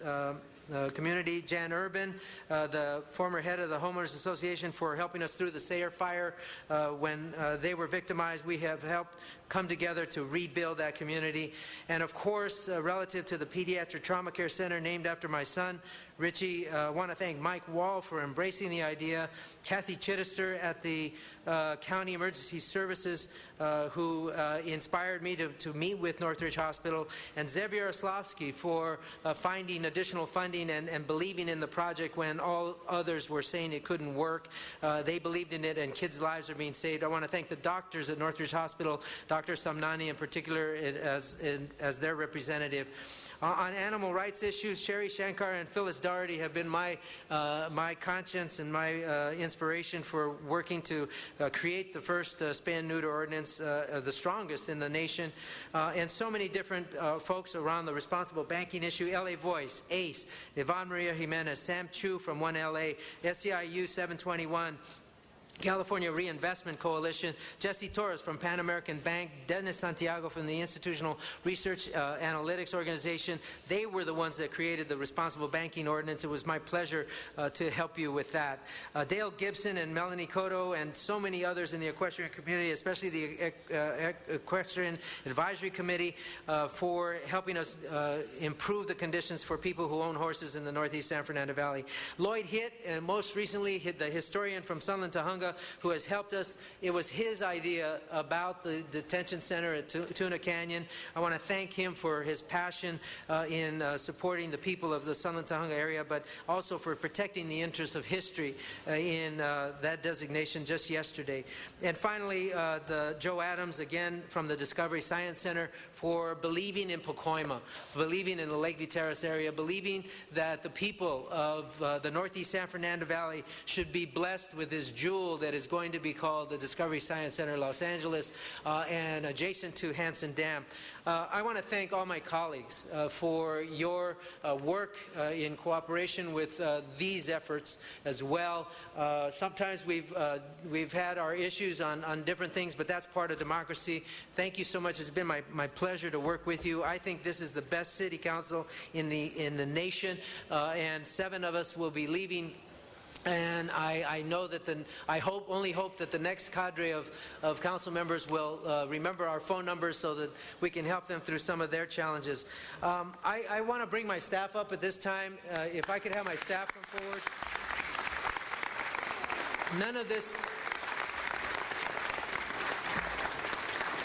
could be done without tremendous staff. In over 20 years, I have had some phenomenal staff members who have gone on to do many, many things, and who have also stayed in tough times or good times. They have remained diligent to their commitment to the community, and I want to thank each and every one of them. Marissa Alcaraz for backing me up in City Council, Saeed Ali for his leadership as Chief of Staff for a number of years, most recently as my consultant, and Myra Araiza for her work in Sylmar, and Cressy Armour in the Sunland Tahunga. I had to learn this new area. I want to thank the Sunland Tahunga team, Cressy Armour, Mary Benson, Brenda Fortune, and Phil Tabby, and Lou Gonzalez for holding down the fort when I took office in their district in just a year ago.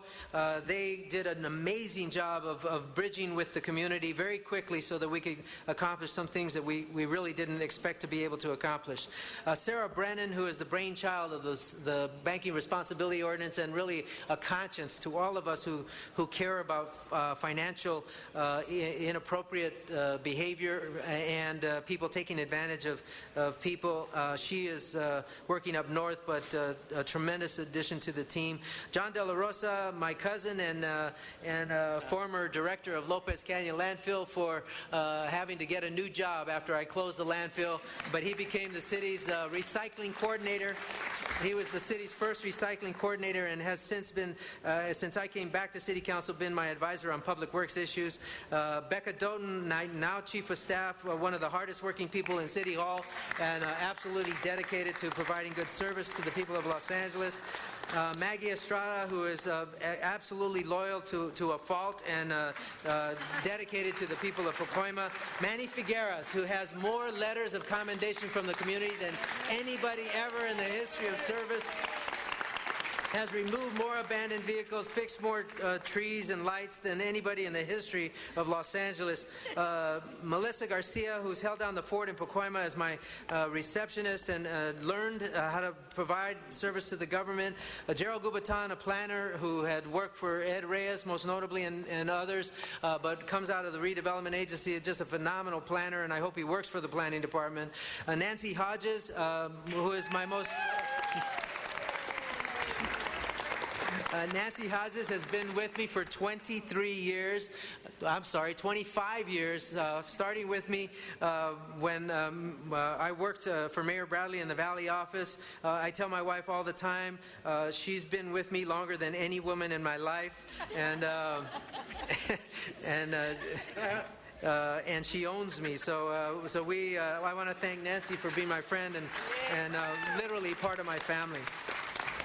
Jaime Rodriguez, a new addition to the team, thank you so much for coming on board and helping out, particularly on the education. Those scholarships that were mentioned, that had been dragging for years, but he came in and got those scholarships allocated. Dan Rosales, who's been helping with planning in the Northeast San Fernando Valley on the ground, doing a tremendous job, dedicated to veterans. He was especially demonstrative in his work for the Veterans Day Parade in the Northeast San Fernando Valley. Jose Sandoval, a commitment to animals and the Pacoima community. I want to thank him.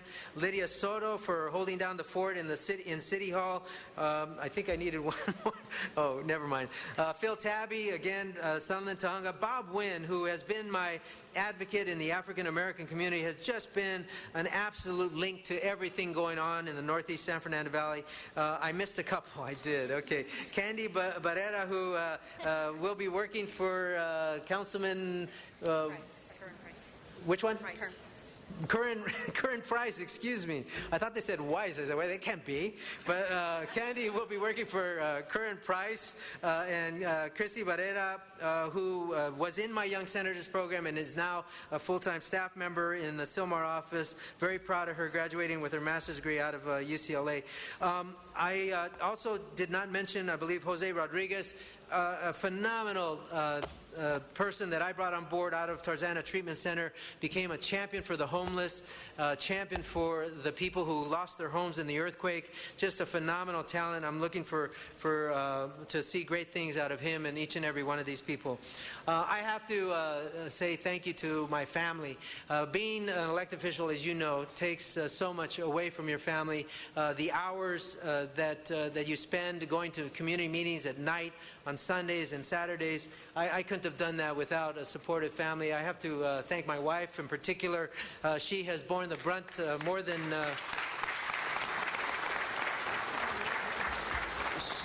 She has borne the brunt of the struggles of council members more than most elected officials' wives, and she is just an amazing inspiration and support for day in and day out, giving me absolute happiness in knowing that I can spend more time with my family. I guarantee you that. My daughter Andrea, of course, thank her for her service to the city of Los Angeles. She represented the Alarcon family in City Hall by doing some incredible work, and I know she's going to continue to do incredible work. But more importantly, she, better than any other of my family members, reflects my passion for providing service. My daughters, Victoria and Camila, who are at home, and I'm anxious to spend more time with them as we move on. They are my inspiration for so many things. I mentioned Camila for the Discovery Science Center. Believe me, that is, when you look at your children, you truly are inspired to try and do better for the kids in our community. There are so many people that I need to thank, and I'm not able to. I forgot to mention Eric Segai. I apologize. Eric is back here. He was my advocate for the Filipino community, which is the fastest growing community in the Northeast San Fernando Valley. Thank you, Eric, for your leadership. I have to mention one person that is here, and that is Rose Ochi. Rose Ochi was the one who brought me into City Hall when I worked for a community-based organization, and she believed in this long-haired Mexican kid from the valley and took a chance on him. And if it were not for her, I would not be here today. There's no question about it. I want to thank her for giving me the opportunity for working for the greatest mayor Los Angeles has ever seen, Mayor Bradley, and for opening my eyes to the possibilities. I remember she gave me many valuable lessons, but the one that I will share with you today, there was a function that I wanted to, it was an idea I had to do an event. And there was another entity in the mayor's office that I didn't want them to get word of this event because I didn't want them to steal the idea. So I went to Rose and I said, well, let's do this. I have this idea, but let's not tell this other mayor's office. And she said, why? And I said, because I don't want them to steal our idea. And I want to get the credit for it. And she looked at me and she said, you don't have another idea? And I said, what do you mean? And she said, look, if you can't come up with more ideas than just this one, then you're not worth your salt.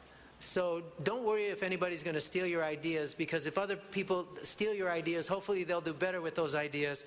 And besides, you're going to have more ideas that come. I never forgot that, and so I share whatever ideas I have with the people in the community, with the people of Los Angeles. It came from her first willingness to hire me, and I want to thank her. She is, I'm her fault, so I thank her so much. I keep forgetting people, and when it's family, it's really bad. I have to recognize my sister Cindy, who is here today, and my mother-in-law, my wife's mother, who actually I knew long before I knew Flora, who was an activist in the community. And just the other day, she was honored as the volunteer of Armenta Avenue Elementary School, the volunteer of the year. She worked on my first campaign, was the inspiration, one of the inspirations for my victory, and we won in that race by a small percentage. Mr. Wesson, I apologize for taking so long. I won't ever do it again, I promise. But I had to say thank you to those people who inspired me, like David Graham Casso, who I also forgot, who was my communications director and just one of the most creative people that I've ever worked with. With that, Mr. President, thank you so much for your leadership. I want to say this, that you are the best president I've ever worked with, and that's not to criticize any of the others. John Ferraro was an amazing talent as president. Eric Garcetti is a good president, but I think he's going to be a great mayor. But I wanted to recognize you for your tremendous leadership. Working with these 14 colleagues, you got your hands full every day, and somebody's got their hand on their shoulder helping you through that to get you through. But thank you so much for giving me the opportunities that you have. And again, colleagues, I love you guys and women for the work that we have been able to do together. I know you are absolutely dedicated to your cause, and if I have offended anybody along the way, I only apologize that my passion sometimes gets in the way of my articulation. But never think that I do not respect you. I respect you as I respect the work that I do. Thank you very much. Okay. Richard?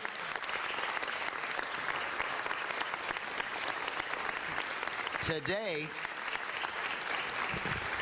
I was not concerned about the time that you took.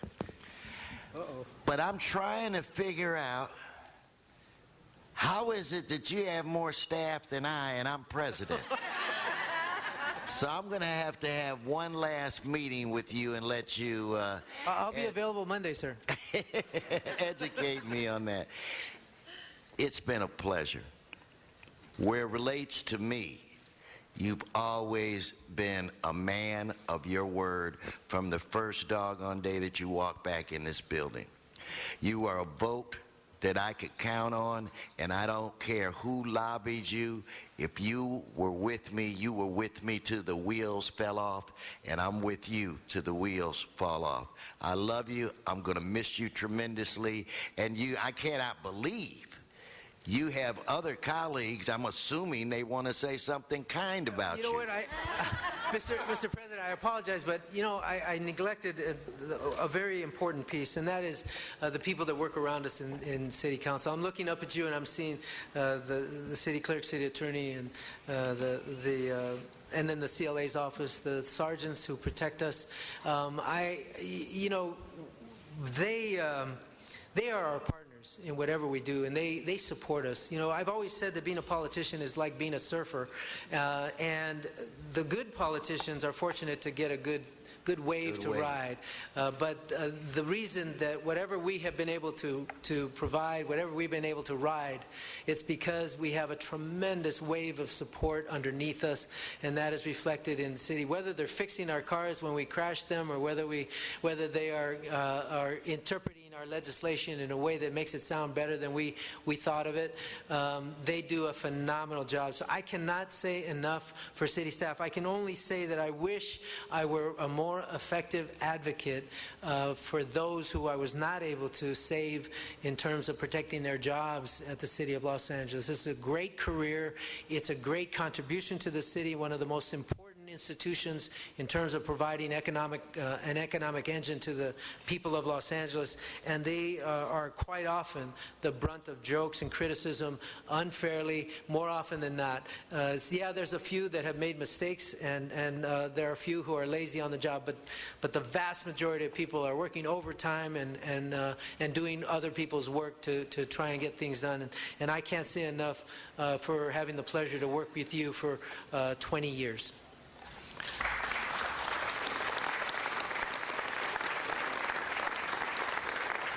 I think the workers of this city realize that Mr. Cedillo will take over in that endeavor. With that said, I want to start off with Mr. Paul Koretz. Well, thank you, Mr. President. Richard, I consider you a good friend, and we've known each other for a long time, but I think you remember when we first really bonded, it was during Richard's toughest, closest campaign, one of the closest in memory, where you won by, 20, 25 votes, something like that, 29. And I was taking my daughter to Chuck E. Cheese when she was pretty little, and there was Richard in the middle of this hard-fought campaign, and he was at a birthday party for one of his relatives, a little nephew or something. And I was very impressed with that he actually took the time and did it. And so I did what I should do, of course, which is I challenged him to a game of skee-ball. Now, he was shocked that I beat him in that game. And then I found out later that he's a professional level bowler. In the legislature, we actually had bowling tournaments, and he invariably would win them with amazing scores. But that's when we got to know each other.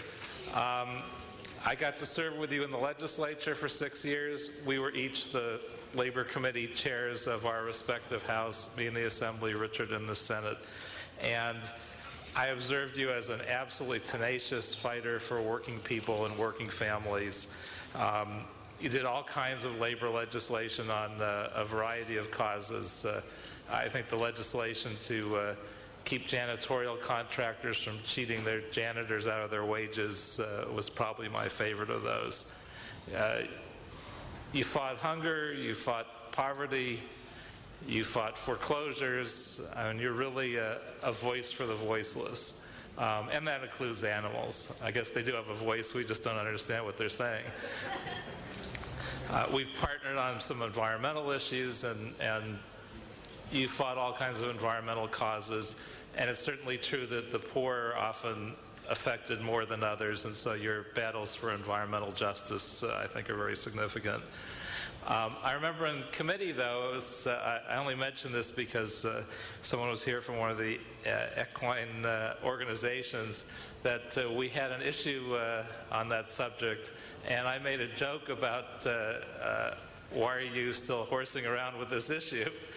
And you bristled a little bit. I didn't realize that you were very involved and passionate about these issues, and so I'm not surprised that somebody was here speaking about it.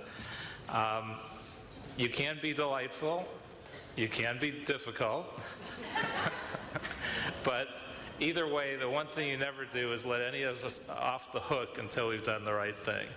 And I will always appreciate that. You've had an amazing career of doing the right thing for all these years. You've had a huge impact on all kinds of issues that we all care about, and certainly that I care about. And I congratulate you on having an amazing career so far, and look forward to working with you on other good things for the community in the years to come. Mr. Koretz, thank you. Mr. Zine of the 3rd District.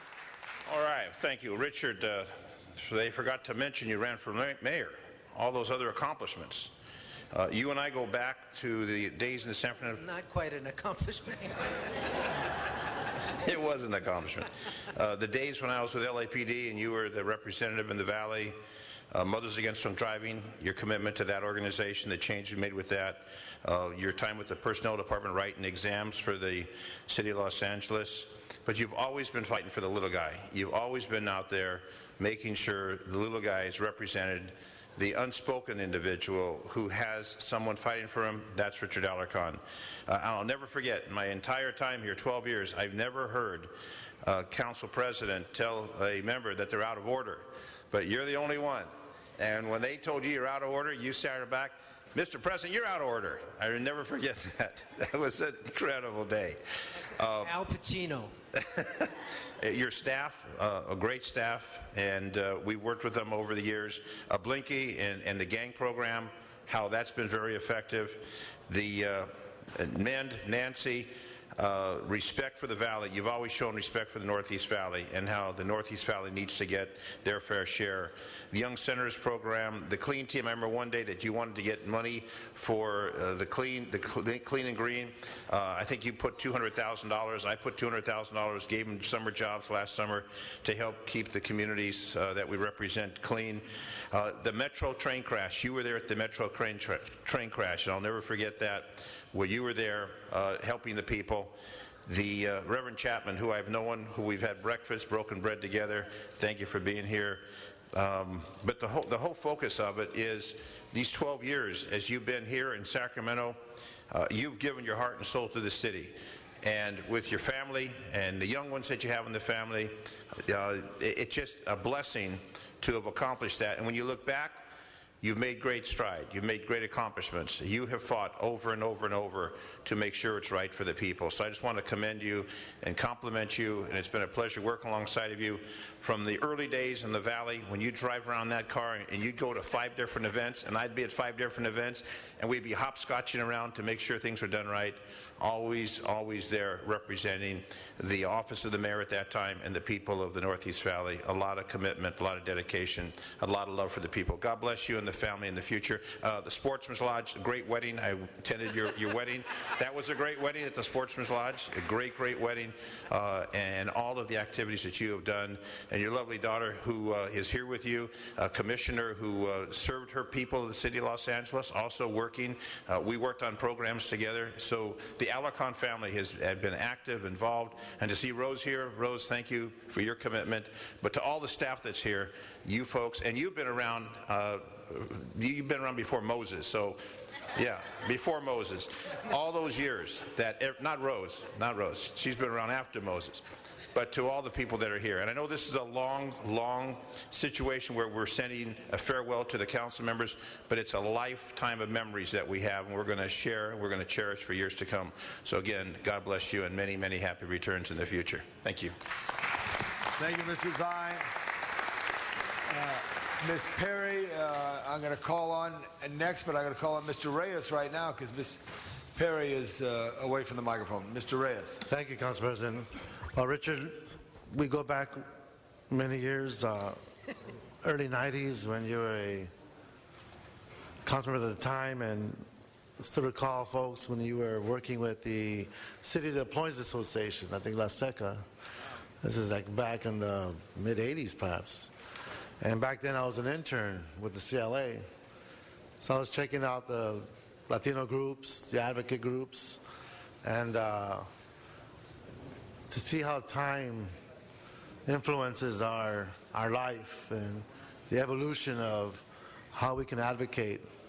I thank you for your energy, because you have been committed to those who historically did not have a voice in this building. And when you look at the big picture issues that you took on, they were noble issues. Now, we didn't always agree on our approach. Sometimes we spoke to each other in ways that perhaps we shouldn't have.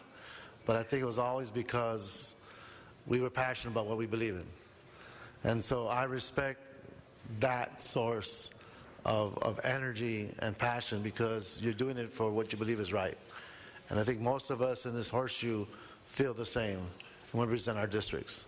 So I thank you for taking that role of voicing those issues that perhaps many people feel are uncomfortable, maybe shouldn't be heard, but we know in our communities it's exactly what we need to do to amplify the pressures of poverty, to look at how it imposes on our families and takes away the wonderful energy of many of our youth who are right now not graduating, who are incarcerated, who are suffering from illnesses and addictions, that if we just changed our focus and looked at our values differently, that perhaps that wouldn't be.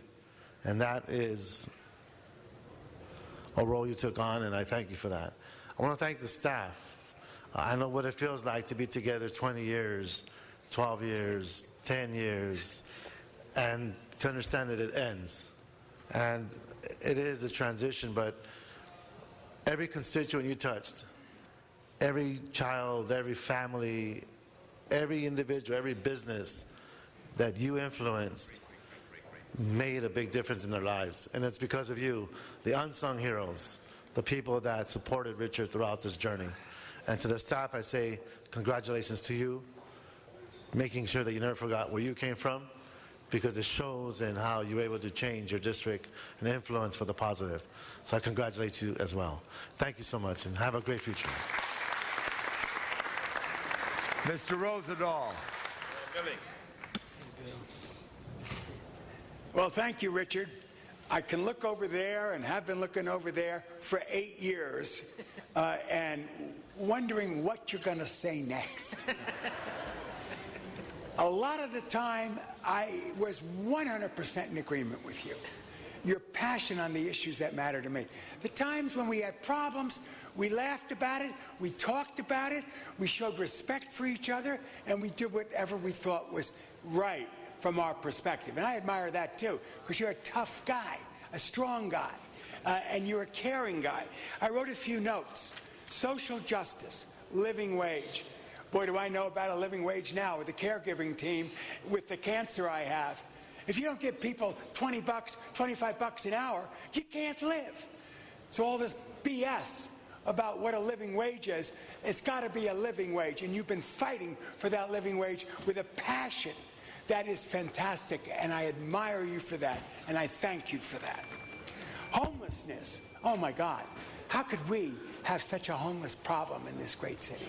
You know, part of it is the drug war that destroys kids' lives. They don't know where to go with themselves, and they're confused. A lot has to do with no permanent housing and supportive services to help work out some of these issues. They all require a commitment to helping people and working with people, and you have been doing that. I was talking with Larry Gross about housing. We can always count on you fighting for the little guy, the little woman, and everybody in need. You've always been doing that. The kids, like everybody else, you become an inspiration. Kids look up to you. You're an adult. They get inspired, and they move forward with their lives. You touch everybody when you touch people. Andrea Alcon, I admire you and love you, and now you know what politics is all about. It's the fishbowl, and sometimes the fishbowl of insanity that we experience in the city council chambers. Animals, Richard, I'm an animal freak like you. Connecting with animals, we're connecting with ourselves too, because we're all part of nature. That's another beautiful thing. And staff, oh my God. You know, I love my staff. And I've only had them for 8 years. but to have staff around you for 20, 30 years, the closest I got to that was Margaret Hashim-Najad, who came with me from my private sector work and went with me. But the government type, all these young ones, learn, and they even teach you. And as an elected official, we have to rely on staff. We have to learn from staff. We have to make decisions sometimes that they do the homework for. And we do make mistakes. Nobody's perfect. But the community energy that you got always kept you on the right track when it came to those social issues that matter so much to us. So I will always be proud of you, Richard, for your championing of the little guy. And I'd like to end it by saying, break, break, break, break, break, break, break.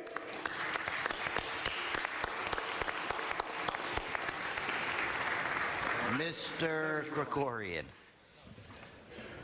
Thank you, Mr. President. Richard, I've known you longer than I've known anyone else in this room. And in all that time, I had never heard this story about this teacher's letter, but I'm glad that I heard it because it's kind of a remarkable story in that the teacher got it partly right and partly wrong. I'm sure that teacher was right about your being disruptive in class.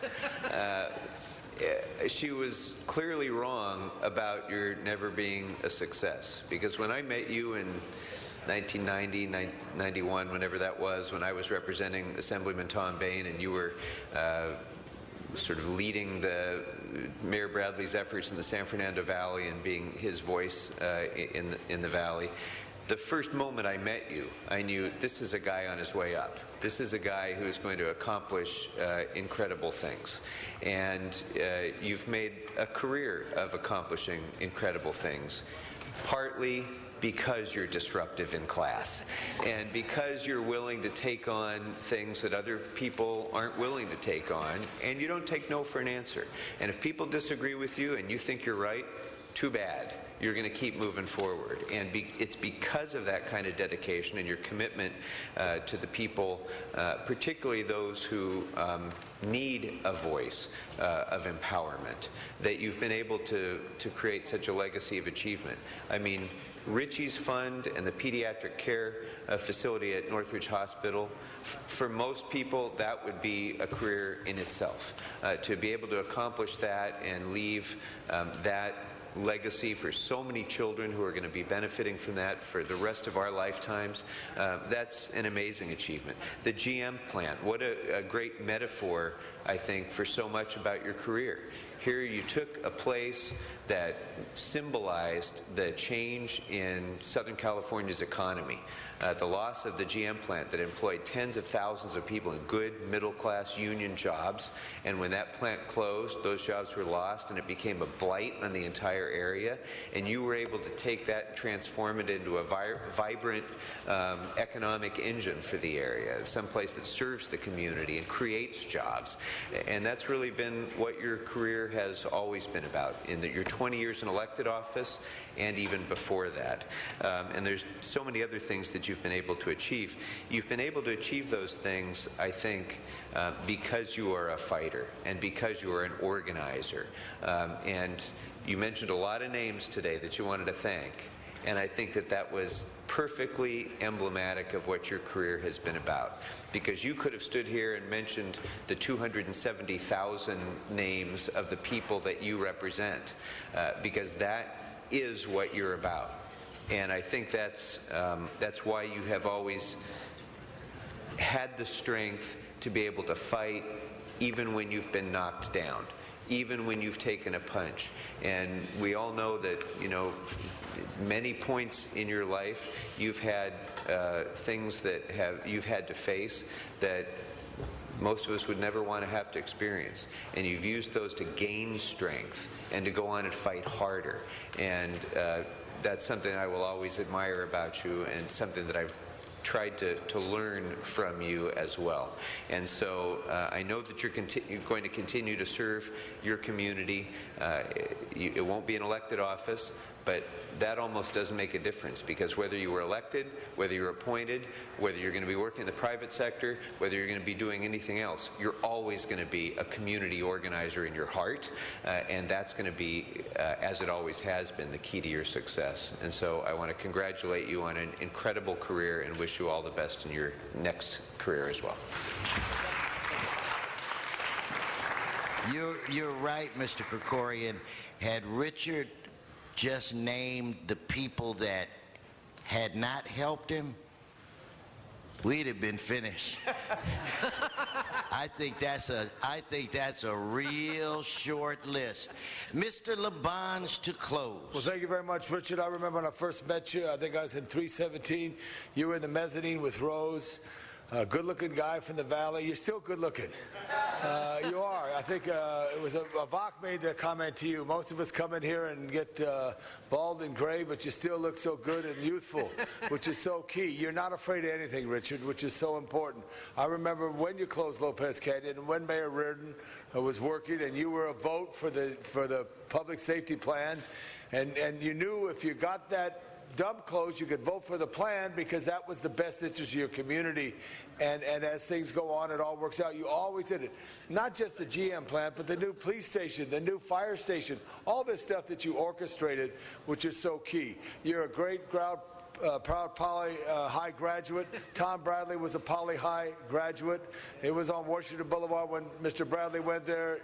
I'm sure he's looking down at you and saying, very happy, Richard, very happy. And I think John would have some good words to say for you, too, because he was proud as he saw people develop. Congratulations to your family, your beautiful wife and daughter, and your whole family and all your life. You've truly served this city well. Thank you, Richard. Let's hear it for Richard Alarcon and his family. Thank you, Richard. Thank you, Richard. Thank you, Richard.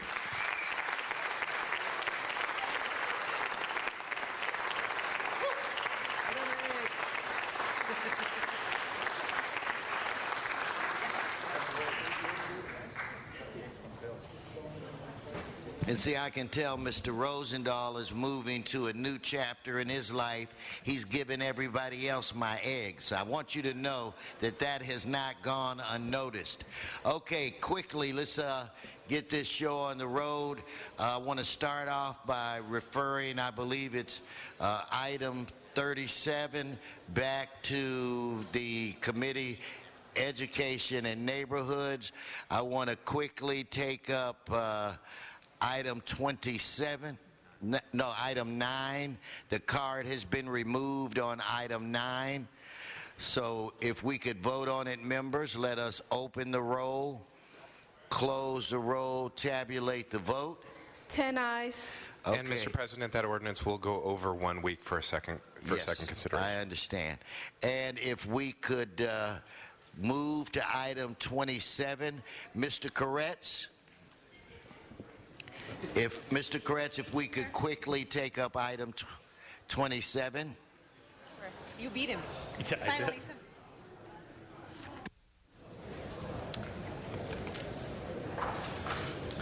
Thank you, Mr. President.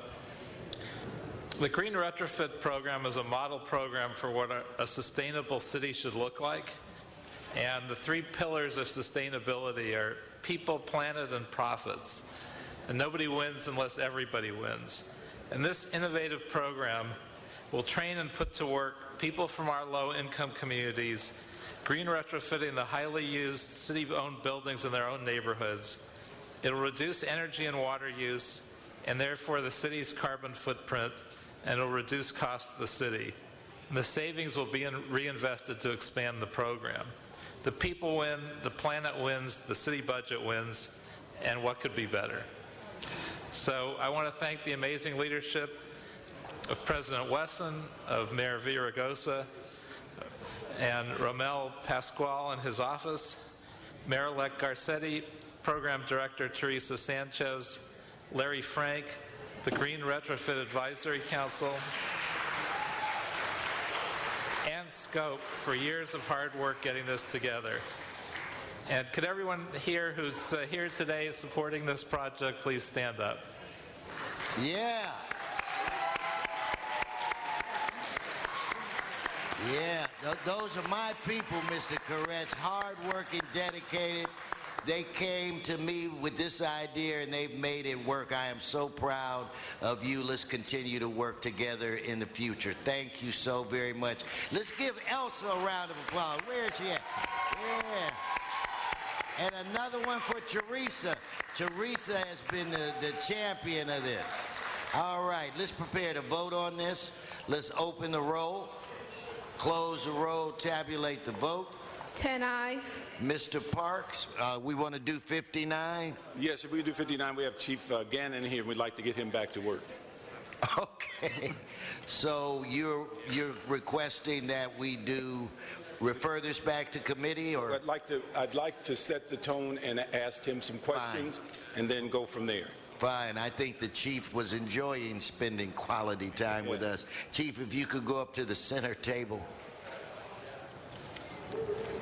Oh, there you go. I was looking for you. Thank you, Chief Gannon, for being here. Colleagues, just to set the tone on this legislation, AB 128, this is something, unfortunately, that's been hanging around for 6 years. We have a department probably in the top 10 in the size in the state that we have not been able to concentrate or, for whatever reason, give them their just due as it relates to being a 830.1 department. Chief Gannon just recently retired from LAPD. He's taken this issue up again, and just to make sure you're aware that this has been 2006 was the first legislation, 2011, now 2012. And Chief Gannon, why don't you give us an overview of why this is important to your department? Thank you. Thank you, Councilman Parks. Thank you, Councilman Wesson. Currently, both the Los Angeles Police Department and the Airport Police have 830.1 status. The idea of bringing airport police together along with LAPD and airport police is an important part of keeping the airport safe and secure. In addition to keeping the city safe and secure, it's also an issue of providing the officers at the airport with the same status, both financially, as the councilman has talked about, with the state in receiving benefits from the state, death benefits in the case of an officer-involved shooting. We had one officer that was killed in the line of duty, Tommy Scott, and Tommy Scott passed away. He did not get the same benefits as any other police officer in the city of Los Angeles. 830.1 would help correct that. But more importantly, it is about policing this city as best we possibly can. This effort is supported by Chief Beck, Mayor-elect Garcetti, myself, Ron Boyd, the Chief of Airport Police, and we think it's an important part of bringing this city together as a police family. Thank you. Thank you. Colleagues, I'd just like to reiterate a couple of things and ask a question. Chief, is your department currently being trained by LAPD on the entry level? Yes, it is. Okay, and what about other promotional schools and things of that nature? Yes. All police officers for airport police go through the Los Angeles Police Academy, as does Port Police and all other police agencies. Our supervisor's school is taught by LAPD. All schools that we go to for our officers are taught by LAPD. Motor schools, all our specialized units, and even our investigators are taught by LAPD.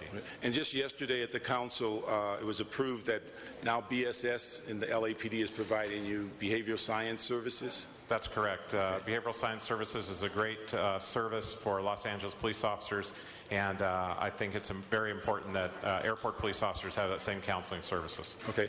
And then as far as this movement of this legislation up north, where is it currently? Yesterday it passed through the Senate Public Safety Committee, and it has been now moved to Senate Appropriations Committee. So the urgency that we spoke about before has lessened because now it appears you're going to get it out of that Appropriations Committee? We've been very successful so far, and I'm very confident that we can move it forward. Okay. Yes. And so the city's position would be important to you at what time frame? The city's position would be important for a full Senate vote and also eventually for a governor's signature.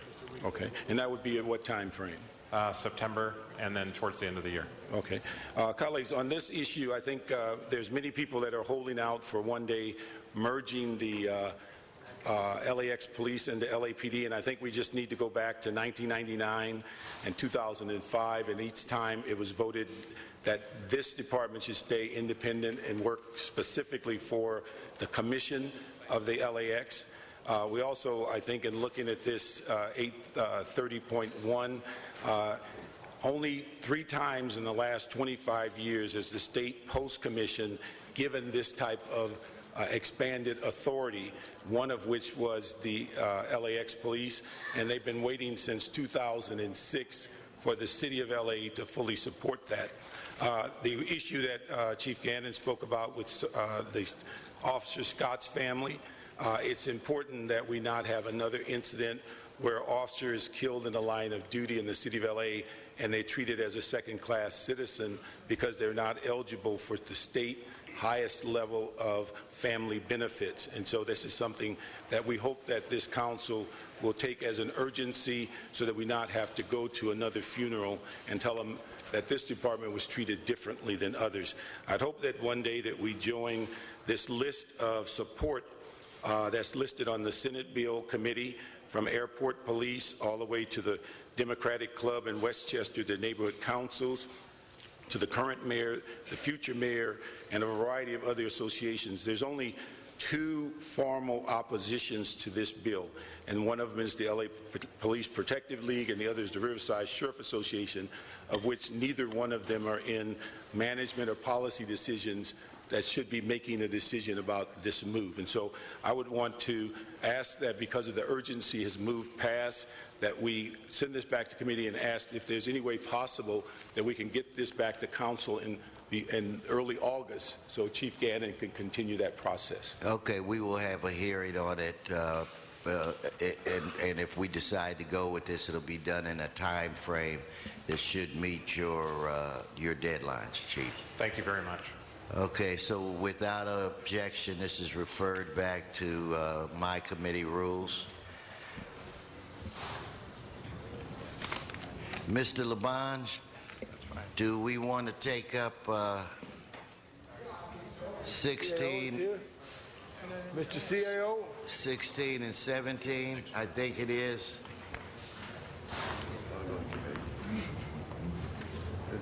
Mr. Santana here?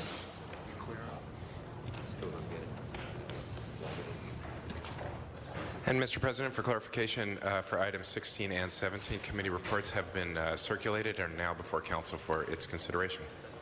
Mr. City Clerk, I didn't hear that. Could you say that again? I didn't hear it. I've just stated that committee reports for these items have been circulated and are now before council for consideration. And we take them separately, correct, Mr. Clerk? Certainly, sir. Yeah, thank you. Good, I'm good. How far? Could we go with? Members, Mr. President, on 16, could I address that issue? Yes, go right ahead. Committee, along with Finance Committee, had a joint hearing yesterday. During that committee, which was held, the opportunity for public comment was put forth, and testimony was related to that protest. The committee's recommended to approve the CAO's recommendation and to find the protest presented that has no merit, and then deny the protest.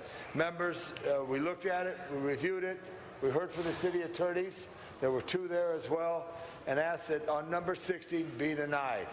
And if there's any questions, you could ask the general manager of the Los Angeles Convention Center or our CAO, Mr. Santana. Thank you, members.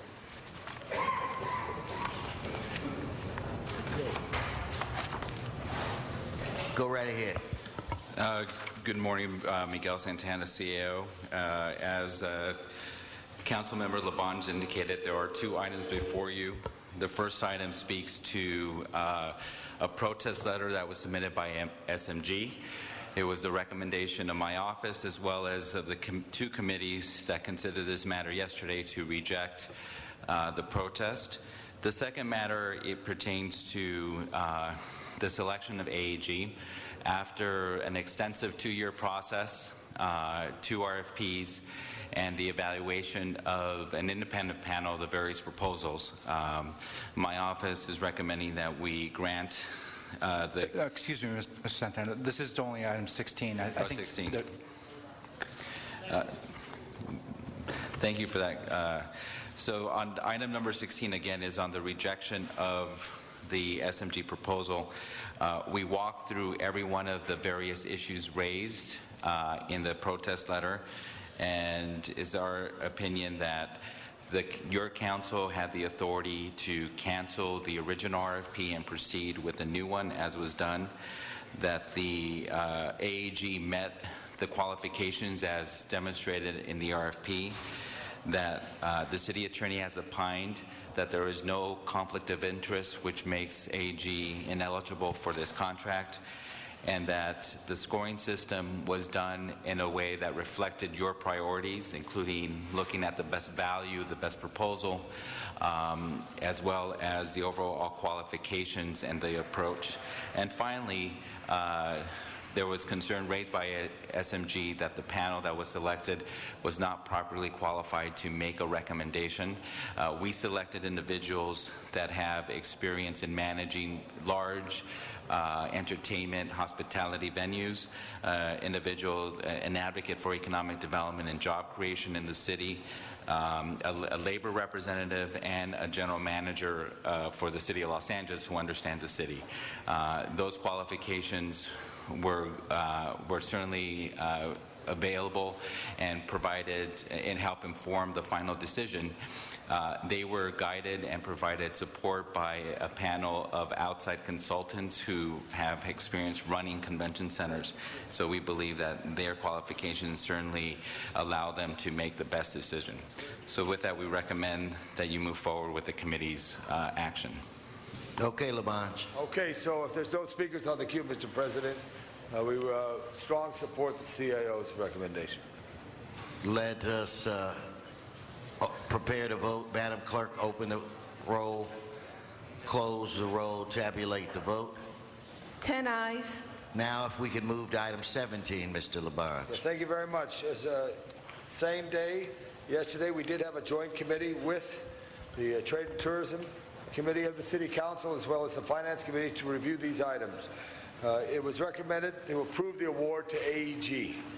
Instruct the CEO to draft and execute an MAO establishing the roles and responsibilities of AEG and the city framework discussion for the next 90 days. Additionally, allow the CIO to begin negotiations and draft management to submit to council for consideration within the next 30 days, if that is possible. Members of this joint committee recommended that this be awarded as far as the operations of the Los Angeles Convention Center to AEG and instruct the CAO to move forward. Members, there's a lot of discussion on this. There were some concerns from other hotels on this issue here. I don't know if it made any valued sense, but there was an issue long ago of where the convention center was with the rebirth of that area of the city with the Forum and the Lakers coming to the Staples Center, which was the Los Angeles Arena, with the development of LA Live. And it was so important. And if Mr. Rosa, you remember, it just happened to be at that location. There was discussion to put it above Union Station and some other sites. Wherever one is, there will be closer to it an encouragement, if you will. But on this particular matter, I think it's obviously a marriage that is appropriate to move forward on. Just like we brought the games of 32 to Los Angeles, we got the games because someone from Los Angeles, I'm just giving you a little history there, at Olympic Boulevard in Figueroa, Mr. William Garland went all the way to Antwerp, and they said, he was at Angelino, he said, I want to have the Olympic Games. And the guy from the Olympics said, well, just build us a stadium. And the rest is history for the Coliseum, as you saw 2 games there. In this particular case, with the convention center, not only was the convention center not getting the love that it was necessary with the addition of the Staples Center, the Los Angeles Arena, and now the LA Live, and now all that we have done, it has created this synergy that will make a big difference. And also, members, I strongly stand tall for Bud Overham, who was a talented young man who has worked hard in public service throughout on a variety of roles. All this is the time we go forward. It'll be good for Los Angeles to have this relationship to manage and operate the Los Angeles Convention Center. Mr. CEO, if you want to make some brief remarks. What I'd like to do, Mr. Labange, is defer to 2 members, and then we'll go back to the CAO. Mr. Zine. Thank you, Mr. President. The couple questions on conflict. Has the city attorney have an opinion whether there's a conflict on this particular matter? Yes, they have. As I stated in the original item that was heard earlier, the city attorney has opined that there is no conflict that would prohibit our partnership with AEG as specified in the SMG appeal. Any conflict issues that may exist would exist with any operator of the convention center, and so the way we establish the ultimate contract and the authority that's placed on the general manager as well as the overall commission in making decisions on bookings and ultimately be the decision maker on all matters will minimize any conflict that exists. The other question, I have a couple more. Given a second chance, apparently they were initially non-responsive for turning over required financial documents, and they were given an extension for that purpose. Why didn't they comply as required? It was actually, I made the decision to deem them non-responsive during the first RFP because submitting financial requirements was a threshold issue, and they failed to meet it. They were not given an extension. The RFP was canceled by the committee and by your council, and we were directed to issue a new RFP. The new RFP, they were all bidders were asked to submit financial information of which AEG complied with that request. And how many bidders were there? We received 2 bids. 2 bids? That's it? That's correct. This is a highly competitive arena, and there aren't too many operators. There are 3 principal ones. I personally called both SMG and Global Spectrum, who are 2 organizations that do this kind of work, and urged them to submit proposals. SMG did. Global Spectrum chose not to. And lack of experience, there's a question regarding the AG's lack of experience, required 5 years experience. What about that issue? The team that evaluated their proposal determined that they meet that threshold of experience. The language in the RFP asks that they have experience in similar venues of a particular size in similar markets. They meet that threshold, and they also have a staffing in place that have extensive experience running convention centers, including the convention center in San Diego. So based on those 2 elements of their proposal, they met that qualification. I don't think anyone will question the success of AEG and Staples and Nokia in the downtown area as far as activity and dollars into the city. Question comes up from some hotel owners regarding a conflict where there is an event at the convention center and them running the hotel. How does that negatively impact the adjacent hotels that are not in close proximity? Well, it's important to clarify that whenever we have a citywide convention, that the bookings as well as the hotel reservations are made by the LA Tourism Bureau. That responsibility will continue to be the same. AEG will not have the responsibility of deciding where various conventions, which hotels they utilize. That decision is, or the implementation of that will continue to be done by the Los Angeles Bureau, a partner that we contract with for conventions, and ultimately will be the responsibility of the general manager and the convention center authority. So AEG does not have a role in deciding where people stay when we have conventions. And one final question. The wandering Bud. Bud wandered in from Burbank, and then now he wanders to the convention center. What happens to Bud? Sitting next to you. Does he then wander away to some other place? That's a question for the next mayor. Okay. Any comment from you, Mr. Bud Overman, the current general manager of the convention center? That's right.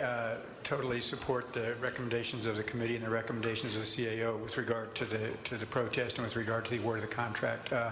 We at the convention are anxious to see this decision get made in a timely fashion because as speculation of this happens, we have employees leaving. I'm going back to a going-away party for 2 more people today. So if we have a slow season, the slow season is right now, July, August, September. So it's really important that this decision get made, the transition get started so that we can really hit the road running in the fall season when the convention business picks back up. And I just want to commend you on your leadership, not only your previous assignment in Burbank, where you did a great job, but here in Los Angeles, where you've done a couple different general manager positions. I wanted to make sure that that's acknowledged. Thank you very much, sir. I appreciate that. I'm done. I'm done, Mr. President. Mr. Rosendahl. Yeah, and I'm just going to be quick. I support this. We had a very thorough discussion yesterday.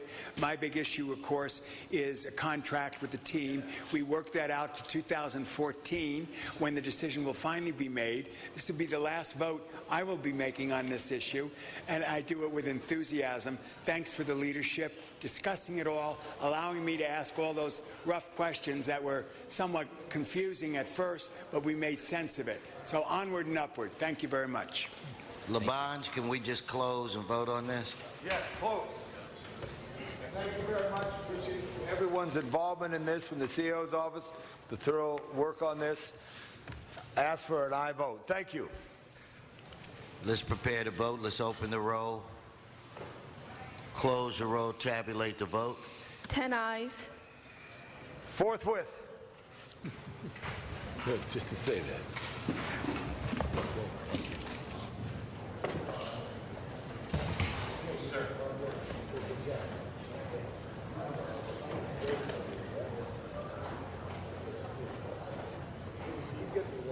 Okay, you know what?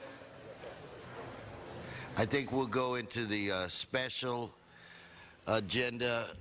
So let's recess. Special meeting. Let's recess this meeting, and if you'd please call the roll for the special meeting. Very good, sir.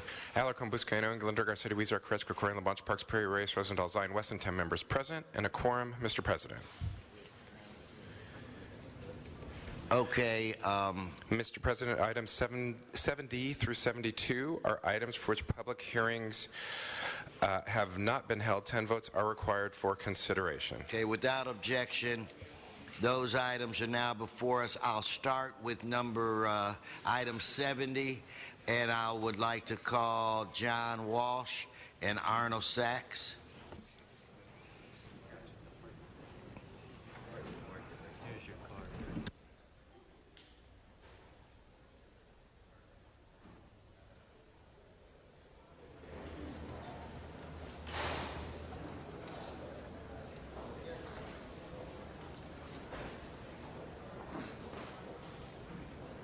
Mr. Walsh. John Walsh, blogging at hollywoodhighlands.org or jwalsh.wordpress.com. Item 70 is a categorical exemption, and it is a communication from the city attorney and concerns the approval of a large generator interconnection between LADWP and a private corporation called K-Road Mopa Solar.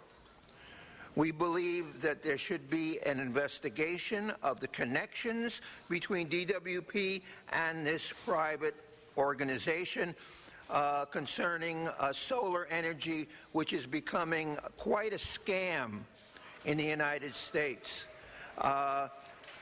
We ask you to not adopt this and to have the IG, the ratepayer advocate, come here, hollywoodhighlands.org. Thank you. Mr. Sachs.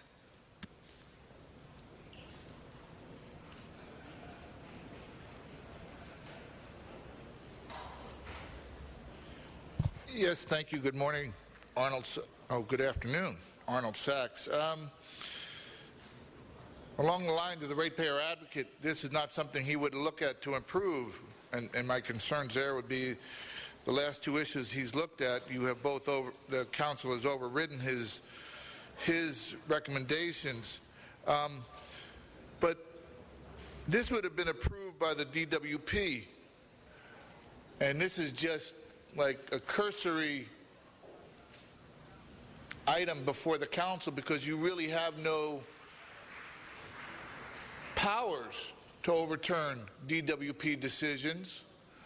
You could call the special, where you ask it to come to the council chambers, but essentially the council in and of itself has no powers to overturn DWP decisions, as it's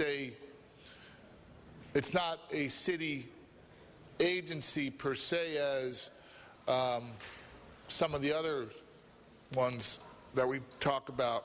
So the fact that you are just going through the motions here speaks volumes for the council. Okay, thank you. Mr. Koretz, Paul Koretz. Thank you, Mr. President. I'm delighted that we're partnering with the Moapa Indian Reservation, if I'm pronouncing it right, for the solar project, and I'd like to see it move forward quickly. I'm just wondering if there have been any discussions about building solar projects on, say, the Navajo or Hopi reservations so that we could use our existing transmission lines and bring jobs and economic benefits to our friends who house the Navajo generating station, the Cayente coal mine, the Black Mesa coal mine, and have had to deal with the ill effects of each, and enabled the city to have reliable power for decades. Do we have anyone on staff here by any chance that could answer that question?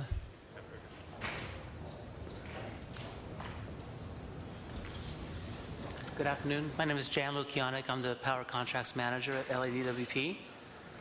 And are we looking at other reservations that have been taken the brunt of some of our environmental harm in the past for this kind of project? Because I think it's a great idea. We should expand it if we can.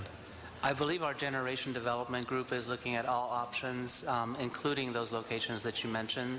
One of our big goals is to exit from coal-powered plants, and solar and other renewable resources are certainly things that we're looking at in the direction that we want to go into. Well, certainly I'd like to take every opportunity to put in my 2 cents and encourage that to be placed as the highest priority. So we can do some good environmental justice work as we move forward in this direction. Yes, thank you. Thank you. Thank you, Mr. Koretz. Okay, Madam Clerk, let's prepare to vote. Open the roll. Close the roll. Tabulate the vote. 10 ayes. And, Mr. President, that ordinance will go over 1 week for second consideration. Okay, now, the next item is 71. Yes, sir. Okay, on 71, I have, again, Mr. John Walsh and Arnold Sachs. Please come forward on item 71.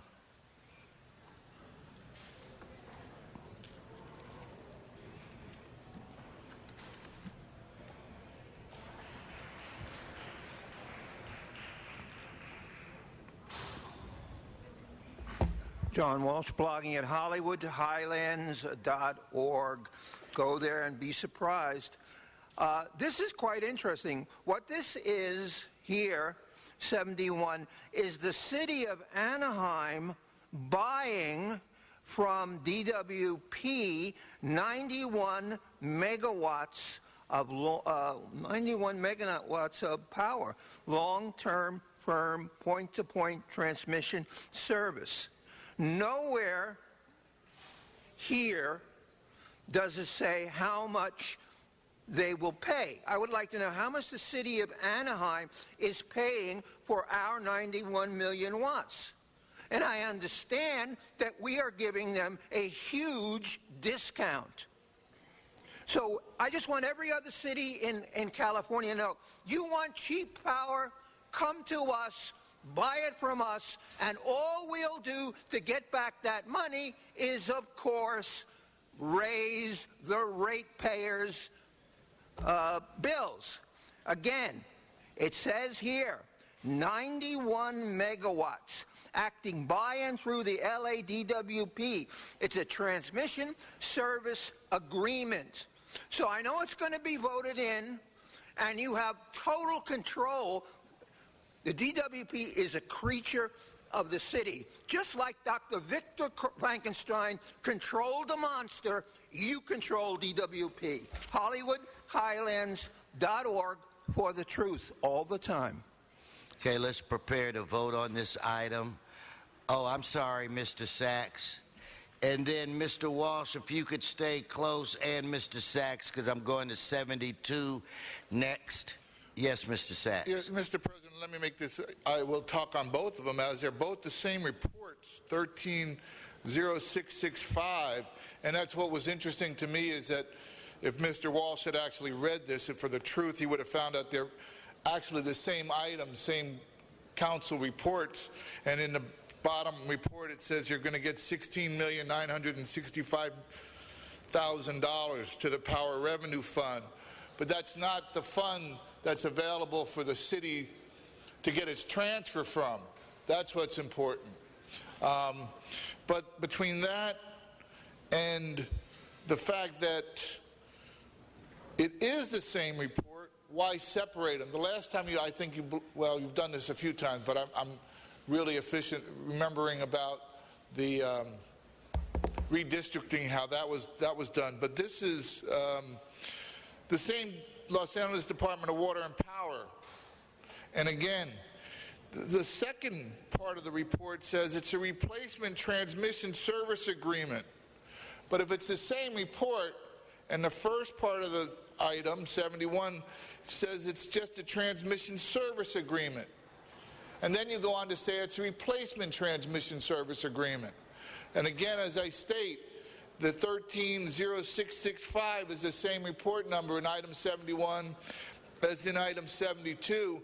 So how can it be both a transmission service agreement, same contract, BP 12032 in both of them? How can it be both a transmission service agreement and a replacement transmission service agreement only in City Council in LA? That's not controlling DWP, because DWP runs its own power source. Thank you. Clarify. Thank you, Mr. Labange. Ropes. I know he lives in Lenox, and you have Edison Power. I'll explain it to you if you want to come to the rope. Okay, let's prepare to vote on this. Let's open the roll, close the roll, tabulate the vote. 10 ayes. Okay, Mr. Walsh, please come down for 72, and Mr. Sachs, please come down for 72. And Mr. President, the ordinance 471 will go over 1 week for a second Okay, reading. Mr. Sachs waives his time on 72. Mr. Sachs. John Walsh, blogging at HollywoodHighlands.org. This is an ordinance. That's close to being. This isn't a simple action. They need 2/3, and they don't have. They need 2/3 twice. They need 2/3. They need to pass it twice in order for it to become effective. What we're talking about here is the $17 million in the Power Revenue Fund. Now, most people have no idea what the Power Revenue Fund is. It is a slush pile, a multi-million-dollar slush pile, where they sell power, sometimes for more than it's worth, sometimes for less than it's worth. But it is done totally on the DWP level. We need a DA investigation of this, because I know the angry white people are the ones who get upset. Stay on the topic. I'm saying angry white people get upset about this. And your time is expired. Hollywood Highlands. Thank you. Your time is expired. Okay, let's prepare to vote on this item. Let's open the roll, close the roll, tabulate the vote. 10 ayes. Okay, I think that concludes the special meeting, Mr. Clerk. Am I correct? Yes, sir. Okay, so let's adjourn this meeting and return to the regular meeting.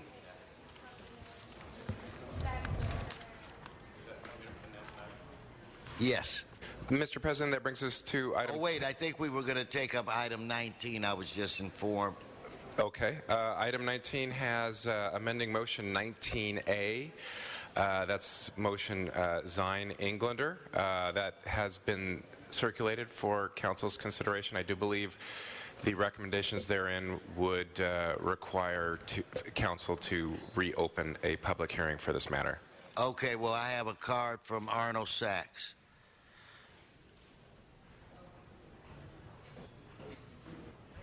Mr. Sachs, item 19.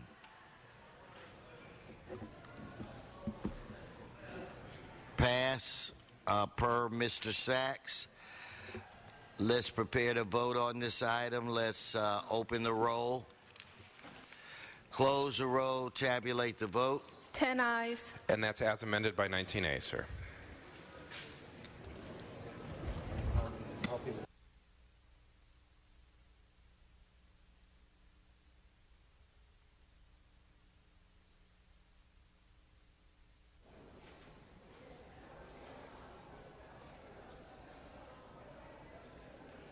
Mr. Englander. I wanted to make a comment on 19A, but the vote can stand, not just to reopen it, but I meant to make a comment on it. The one thing that there was several errors that the planning department had made, and they've been doing this for years, where they have not applied correctly across the board. And Mitch, I'm informed we'd have to reconsider this. Can we reconsider it just so I can get the comment on the record? Okay, let's vote on reconsideration. Let's open the roll. Close the roll. Tabulate the vote.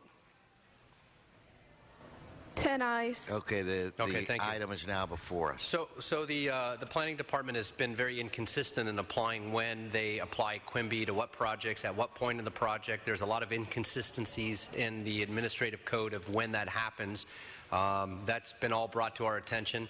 This was yet another example, but we don't believe that sticking it to businesses in the city because the city makes these errors is fair and right for businesses either. And so what we've asked is the general manager of the planning department to bring to the next Planning and Land Use Management Committee of the City Council clarity and to fix these issues so we're consistent across the board to ensure we're collecting the correct fees.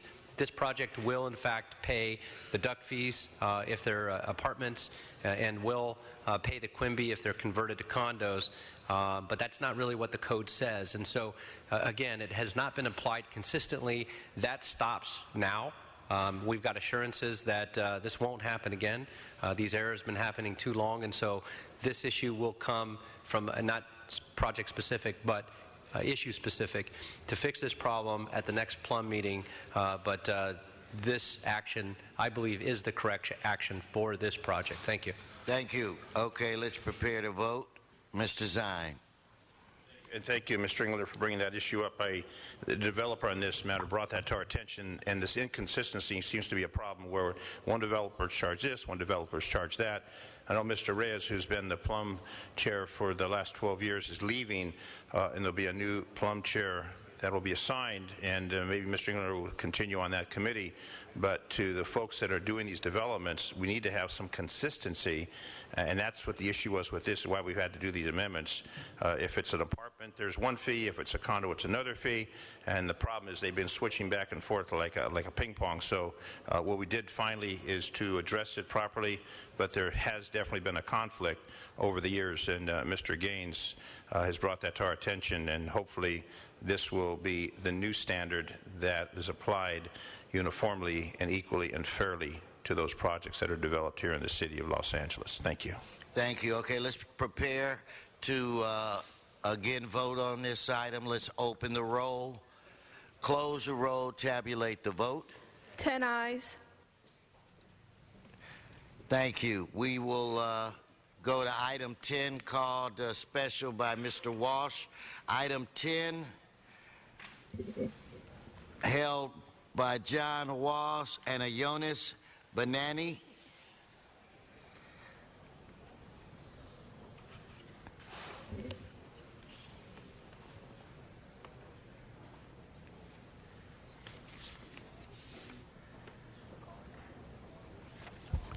John Walsh, blogging at HollywoodHighlands.org. This concerns record liens against taxpayers for unpaid taxes. Takes them forever to get their money. This is Abbey, California parking, $5,000. Abbey, California parking, $105,000. That's separately. Abbey, California, this is C, $5,707. Abbey, California, $96,000. Add it all up. HollywoodHighlands.org. Okay. Jonas, please come forward.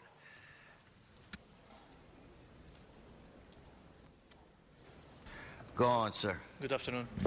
I'm here on behalf of Abbey, California Parking. This is about 2 audits pertaining to 4 parking locations. We've been pertaining to 4 parking locations.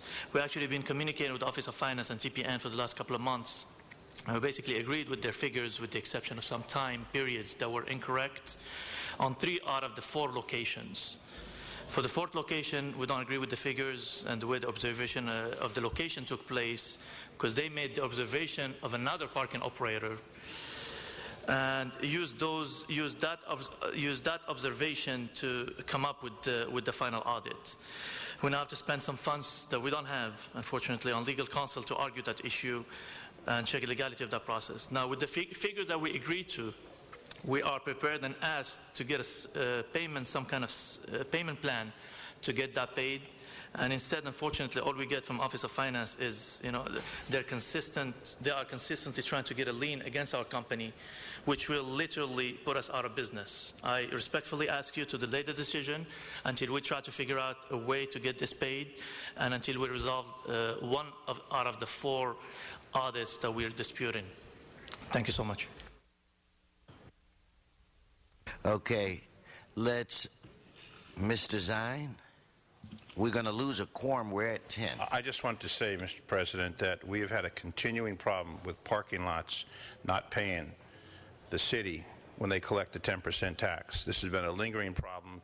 Millions of dollars has not been collected, and when we push the Department of Finance to move forward and they do a lien, we need to reinforce the fact that we're serious about collecting the dollars that the city is owed.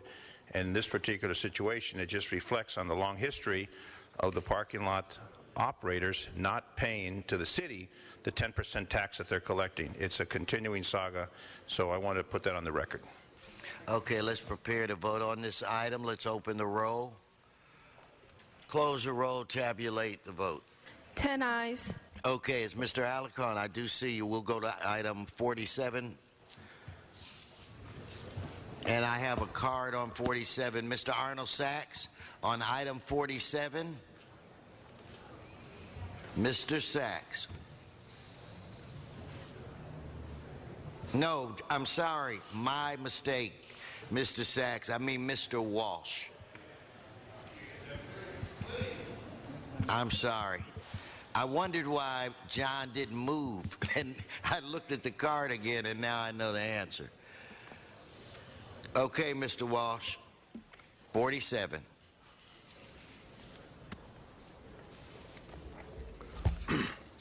This, John Walsh,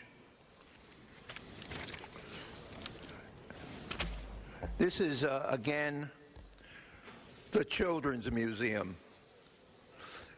Remember the Children's Crusade, one of the biggest fiascos in the history of Europe? Well, this is like the Children's Museum is the same. Everybody knows what is happening. I remember taking children to the museum during my quarter of a century as an LAUSD teacher. The old one, the one downtown, that's gone. You got rid of that. This whole Children's Museum is an absolute fiasco. HollywoodHighlands.org, in the name of children. Mr. Alarcon. Council members, it's my pleasure to have several people here to talk about the status of the Children's Museum. It's not the Children's Museum, actually, it's now the Discovery Science Center. And they are here to demonstrate that it's anything but a fiasco. It's actually a tremendous project that is going to be a great addition to the San Fernando Valley. Obviously, the Children's Museum did have financial difficulties, and the nonprofit did have to dissolve. The city then had to take over the property by court order, and been working with the CLA and the CAO. And I have to say that of all the work that I've had the opportunity to do with the CLA and CAO, this is the best work that we've been able to do. and just pulling a rabbit out of a hat to make this happen. Also, we couldn't have done it if there wasn't a recipient on the other end, and that was the Discovery Science Center in Orange County, and now they have created a second nonprofit, Discovery Science Center Los Angeles, and they are literally bringing this to life. I want to show you this. They actually presented this to me in the earlier ceremony, but this is the excuse me, Mr. City Attorney, just temporary. This is the Discovery Science Center that will emerge in 2014. I want to give special thanks to Mr. Santana, Jerry Miller, Neil Drucker. It's Mike Scholl, isn't it? Yeah, okay. And most importantly, Joe Adams. Without them agreeing to do this project, we would not be here today. I also want to thank the mayor. When a mayor and a council member agree, they can do amazing things in a particular district. In this case, this was a project that both he and I agreed to revive. So with that, I'd like to have Mr. Santana start us off and with a brief presentation. Mr. Santana for a brief presentation. This is a long project that has taken many, many years to put together, and it's exciting given certainly the fiscal challenges the city has had to confront. That on November 21st, 2014, there will be a grand opening of the new Discovery Science Center in the San Fernando Valley, an area that has been significantly underserved in these kinds of services. This is a project that the city has already invested significantly. Over $40 million has been invested in the structure that exists today. There are a combination of private funds, federal dollars, state dollars, as well as city dollars. Some of those dollars we would have to start paying back in March of 2015 if this project does not move forward. And so not only is there a reason to pursue this project in relation to providing services and programs to children and family in the San Fernando Valley and in the broader region, but there's also a fiscal reason to do it. It's the right thing to do for the general fund. It's the right thing to do for our families. Your council has approved additional dollars totaling $21 million for building modification and exhibit programs, and the Discovery Science Center, a partner with us, has also committed to do additional fundraising. With that, I'll turn it over to Mr. Adams, who could give you an update on the project itself and recent acknowledgement that they received from the First Lady. Thank you. I'm Joe Adams, President of the Science Center. Thank you, Council, for letting me give you a quick update. Since I was last here, it was 6 months ago, and I'd first like to show, and if we'll move to the slide, I brought with me that the Discovery Science Center companies won the United States National Medal of Service. And that was 3 things that happened that got the federal government to recognize us as a science center. One is, of course, our programs down there at the museum in Orange County. The second one was our service to the community and the over 200,000 kids we serve in Los Angeles, the Inland Empire, and Orange County. And then third, the recognition of what we're trying to do with the opening of the new satellite center in Los Angeles. And so all 3 pieces were a factor in us winning the award. This is a very significant award. We're the only science center ever to receive the medal in the state of California, and only 5 science centers in the nation have ever received this medal from the U.S. government. And so I got to go to the White House and receive it and meet the Michelle Obama. Okay, on the project, it's on schedule and it's moving forward. So we've been working with several departments of the city, and from the CAO, the CLA's office, the Department of Sanitation, LA DWP, and the BOE and RAP. So everybody has been working hard. We have routine meetings. We've got our architects, our construction managers on board, our design leads on board, and we've been going through this 6 months working and developing the concept plans for the exhibits, of which we've got approval through the different departments for what we've all together put together. So now the next phase is that we go to the RAP board on July 10th for approval. And then after that, we are running to go get these exhibits out into the bid and fabrication process. So we'll do the bid and award, and by October we'll actually start the construction of the exhibits for them to, basically it takes a year to complete, and we'll be talking October of next year. We're looking to have it completed, and we'll be starting the test and adjust phase. We will be opening the exhibits and the new museum out there on November 21st, 2014, and we hope that the entire council will be there to join us. Well, we'd sure like to. That's a good report that we have. Mr. Miller, do you have anything to add on that? No, other than I've been on the Prop K Oversight Committee for many years now and have seen this project in various iterations, and I'm actually very excited about the direction it's taking. Thank you all for shepherding. Mr. Alicote, thank you again. I'm sorry that everybody who was here to salute you earlier, this is a great achievement right here. So there's no speakers on the queue. Let's open the roll, close the roll, tabulate the vote. 10 ayes. 10 ayes, forthwith on this one. What's next, Mr. Clerk?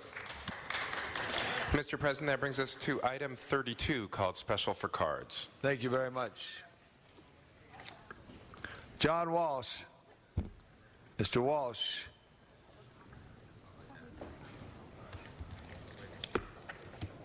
Arnold Sachs. Is Arnold still here?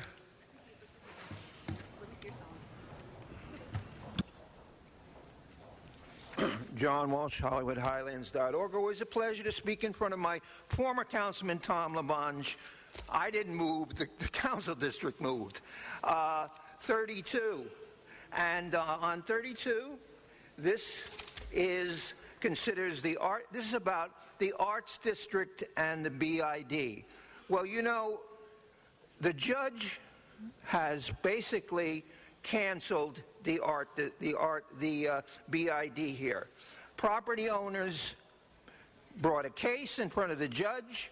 The property owners said that the law had been violated, and the judge agreed with them. Now, you have a choice now. You can, in fact, go back and reconstitute the BID and do it the legal way. Or you can let it go, and I do realize that some good comes out of the BID, because I have mentioned before our BID in Hollywood and the good they do. HollywoodHighlands.org. Thank you, Mr. Walsh. Mr. Lennox? No, I'm sorry, Mr. Sachs from Lennox. I made a mistake. Come on, Arnold. Jog up here real quick. You can move. Come on.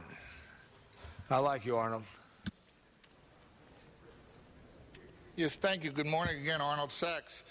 My concerns, actually, now that this business improvement district has been basically disbanded, this is a notice from the South Park Community Benefit District, which actually is different because you're looking to something to take over for that business improvement district. So you have the South Park Community Benefit District. What is the South Park Community Benefit District? It says it's one of the Los Angeles business improvement districts, but it doesn't register as a business improvement district. It registers as a community enhancement, a benefit district. Then on July 1st, excuse me, well, this isn't dated,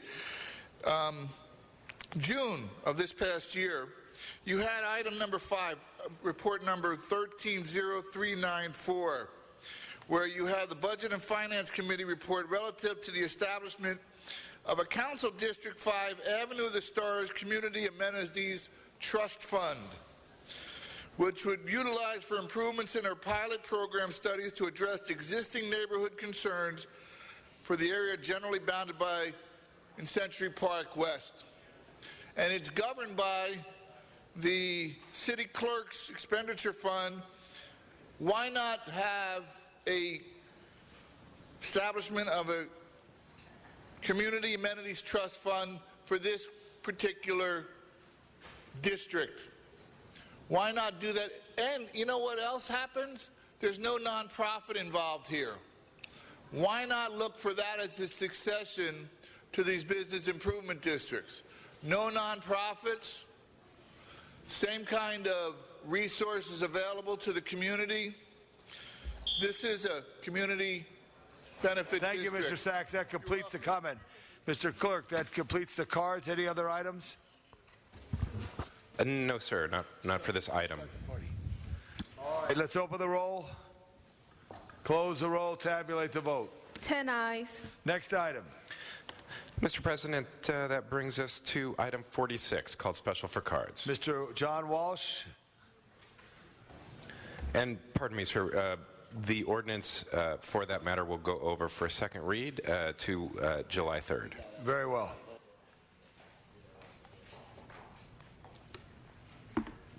Oh, Jesus.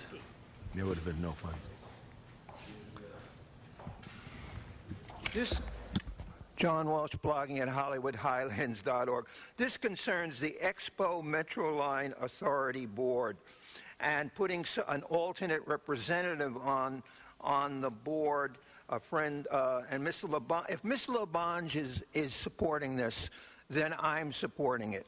But I want you to know that the Expo line, as so built, was behind schedule, has poor ridership, and it hasn't been a good job. But I hope that Mr. Garcetti appoints Councilman LaBonge this week to the MTA board. We want you back there. HollywoodHighlands.org. John, thank you for those nice words. I'll be there tomorrow for Mr. Villaraigosa. Let's have no speakers on the queue. Open the roll. Close the roll. Tabulate the vote. 10 eyes. So ordered. Next item. That brings us to item 52, called Special for Cards. Arnold Sachs.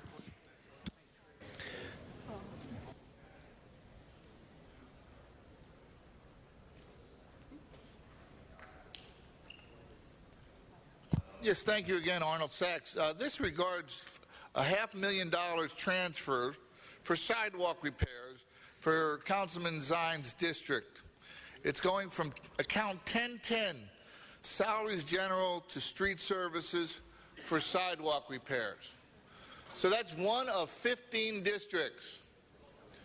So if every district, and by the way, what would be the balance of the funds left in this salaries general fund that could be available for sidewalk repairs in the other 14 districts? It's only $7 million.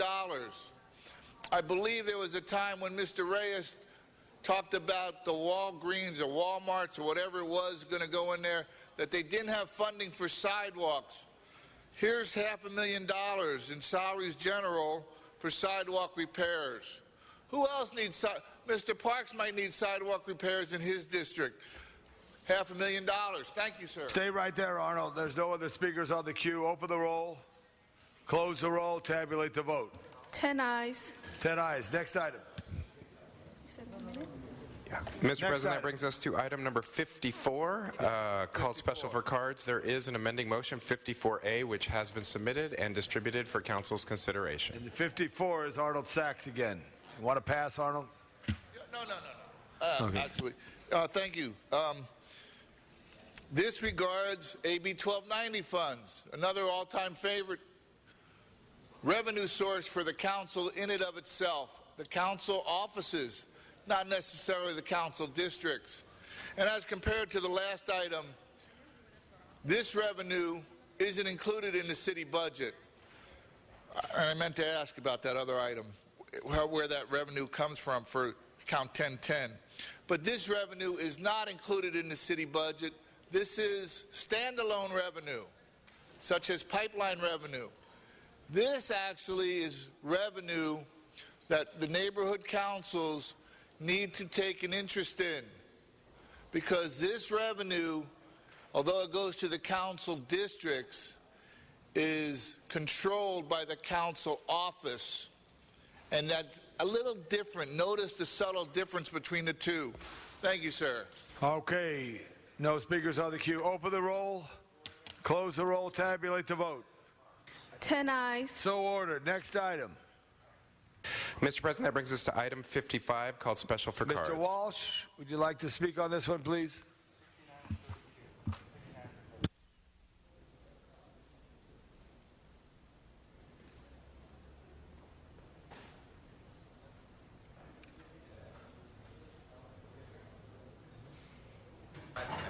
Mr. Walsh. I think this is important to realize what an excellent job Mr. Labange and Mr. Krikorian have done to the historic merry-go-round in Griffith Park compared to how poorly treated the merry-go-round in Long Beach was, if you know anything about that. This is a gem. This is better than anything in Central Park, and restoring this band organ is going to be the crown on the merry-go-round in Griffith Park. People come from all over the world, and when the children return home, you know what they tell the other children in other countries? They talk about one thing, the merry-go-round in the park, Hollywood Highlands. Thank you very much. That's where Walt Disney used to take his children there in the early days. Seeing no speakers, let's open the roll, close the roll, tabulate the vote. 10 ayes. 10 ayes. Mr. President, that brings us to item 56, called Special for Cards. And Mr. Walsh, you had this card, but you're out of time. Is that correct, Mr. City Attorney? So, Mr. Walsh, I'm going to note your card. Thanks for the nice things you say about us and the Griffith Park merry-go-round. Okay, Mr. Walsh? Thank you. Very good. Let's open the roll, close the roll, tabulate the vote. 10 ayes. Thank you. Item number 60 is on there. Yes, sir. Item 60, called Special for Cards. The pride of Lennox, come on up. Arnold Sachs. Thank you again. I don't know Arnold Sachs. I don't know about Pride, but that's where I'm from. Quimby fees. The request here, especially based on the item 19, where you had a discussion about the ambiguities related to Quimby fees and the 501c3s. Those are the nonprofits that the city always seems to be in bed with. Mr. President, this is an item on a final map of a track. It relates to Quimby fees. My discussion is on the Quimby fees. You had an But it's item not on the final map. Listen to the city attorney. Look him in the eye and speak to the subject, Mr. Sachs. Very good. So your time has been completed. The Quimby fees. Can these fees... Thank you, Arnold. This is not an item about Quimby fees. It's a ministerial duty that the council has. Thank you, Mr. City Attorney. Thank you, Mr. Sachs. Okay, so no other speakers. Let's open the roll, close the roll, tabulate the vote. 10 ayes. Thank you. And again, thank you, Mr. Sachs. That completes that item, right? What's next, Mr. City Clerk? Mr. President, that brings us to item 69. It was a matter scheduled for closed session initially and has been held on the desk. Mr. Krikorian of the Finance Committee. Thank you, Mr. President. Unless council has questions or concerns, the matter can be addressed in open session. Any questions, member? No questions. See no questions, members. Let's take this item up, Mr. Clerk, in open session. And if I may read those recommendations in the case entitled LC 212 et al. Versus City of Los Angeles et al. There are recommendations to execute within 75 days an ordinance repealing the ordinances establishing the Art District Business Improvement District and submit a copy of the final ordinance to the court, refund any unused assessments, and request the BID to immediately start the formation process to begin operations. Very good. So, no questions, members. Thank you, Mr. Krikorian, for all your review on these matters. And committee, let's open the roll, close the roll, tabulate the vote. 10 ayes. 10 ayes. Next item. Mr. President, that brings us to general public comment for items not on today's agenda. All right, general public comment, Mr. Walsh, Daniel Jones, Brian Barajas. Is Brian still here? Yeah. All right. Mr. Walsh is first, followed by Mr. Jones. Thank you, Mr. Jones. You know, we'd certainly like to see the mayor elect here, but as you know, he's vacationing in Belize. But we will see him come next week. Or remember, ladies and gentlemen, Sunday night, we're having a big celebration at midnight. That's when Antonio leaves. Okay, the murder of Miss Calderon, the stabbing of her. on the Hollywood Walk of Fame murder. We discovered through Zev Yaroslavsky that the man accused of stabbing her to death was released by Jerry Brown because of overcrowding. Now, what the state has said is that they were not allowing criminals with violent crimes, convictions, to be released. But now, as of yesterday in the Associated Press, the Bureau of Corrections, the State Bureau, says that a violent an attempt at a murder or any kind of attempt at a violent crime is not a violent crime. Assault, quote, assault with a deadly weapon is not a violent crime, which means the court has ordered 10,000 more people to be set free. Many of those people have been convicted of assault with a deadly weapon, which this state does not recognize as a violent crime. That is insane. The blood of that Hispanic woman is on the street. HollywoodHighlands.org. And her name was Christine Calderon, and she was an African American. Mr. Jones, please step forward.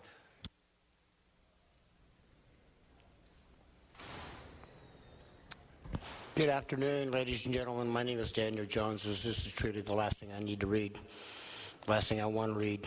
But it's my constitutional obligation to make sure, well, that at least it's read. The mayor-elect, Eric Garcetti, has been disqualified to swear the oath to defend the Constitution by Article 14, Section 3. This is the federal Constitution and the index to it. When and then engaged in a rebellion, tumult, riot, or insurrection against the United States as a whole, disqualification for the office imposed upon certain classes of persons, this is the past tense, after the fact, persons who took an oath to support the Constitution. 3 years, 11 months, 1 week, and so many hours ago, the mayor-elect, Eric Garcetti, took an oath to defend the Constitution of the United States of America. He is a sworn military officer.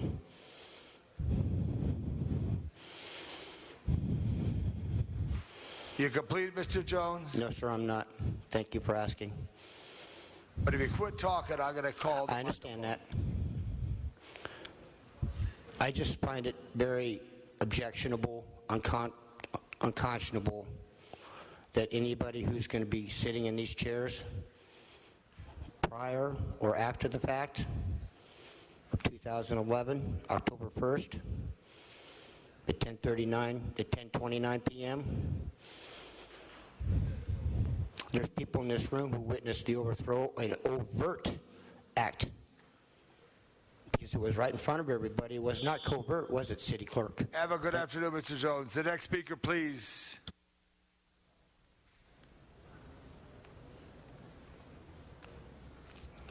Hello.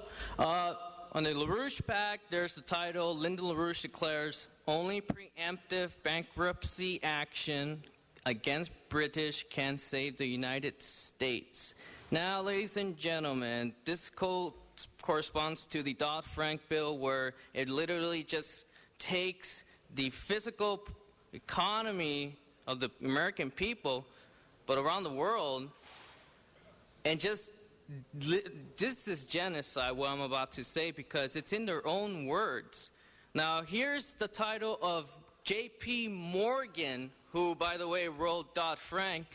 Now, J.P. Morgan, this is in May 28 of this year, 2013. The title of this document is only 16 pages, but it's titled The Euro Area Adjustment, about halfway there.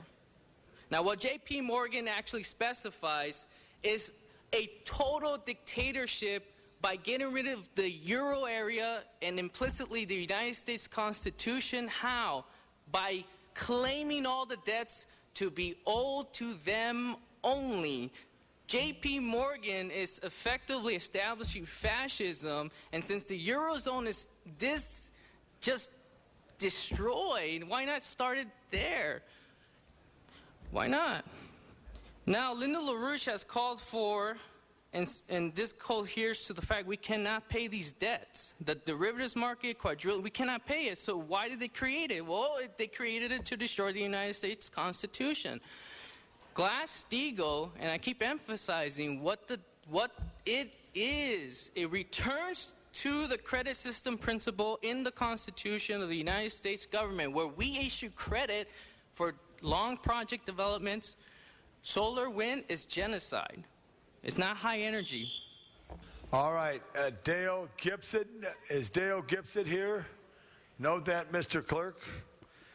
Let's have Henry Marine, followed to close Arnold Sachs.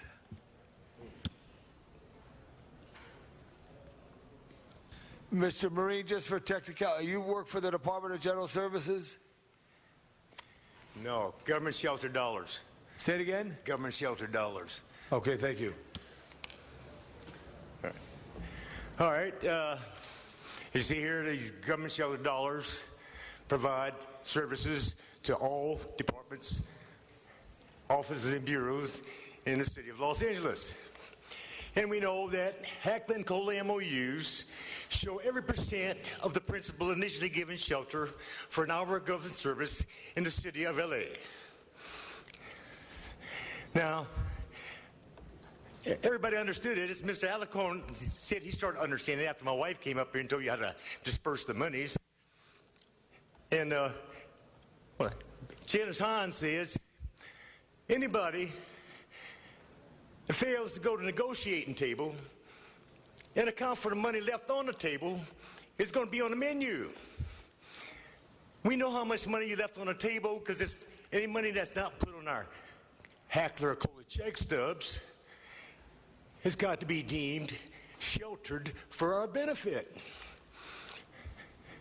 I've been coming here since April 7, 2010, trying to get the members of this council to account for this money that they sheltered. It's clearly shown in black and white. Now I want to quote Mr. Alicorn. Do you think I'm stupid? Please not loud. All right. Well, you must think I'm stupid if I can't. My Hackland Cola check stubs account for every hour of government service I provide in the land of the brave, Bradley, Reardon, Hahn, and Villaraigosa since 1976. Now, we need to account for the money you sheltered. The union's waiting for you to give them 90-day written notice to turn this money over. The CEO is waiting for 90-day written notice to turn this money over. Mr. Wesson is calling the money that was sheltered from our pay a deduction from the union. You can't. All right, Arnold Sachs. Screw next year.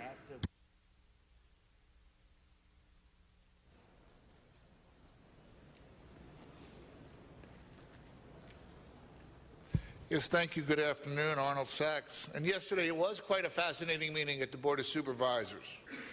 They got to talking about DCFS, and the illustrious Zev Yaroslavsky came up with a quote from John Wooden. He mentioned, "Don't mistake activity for achievement."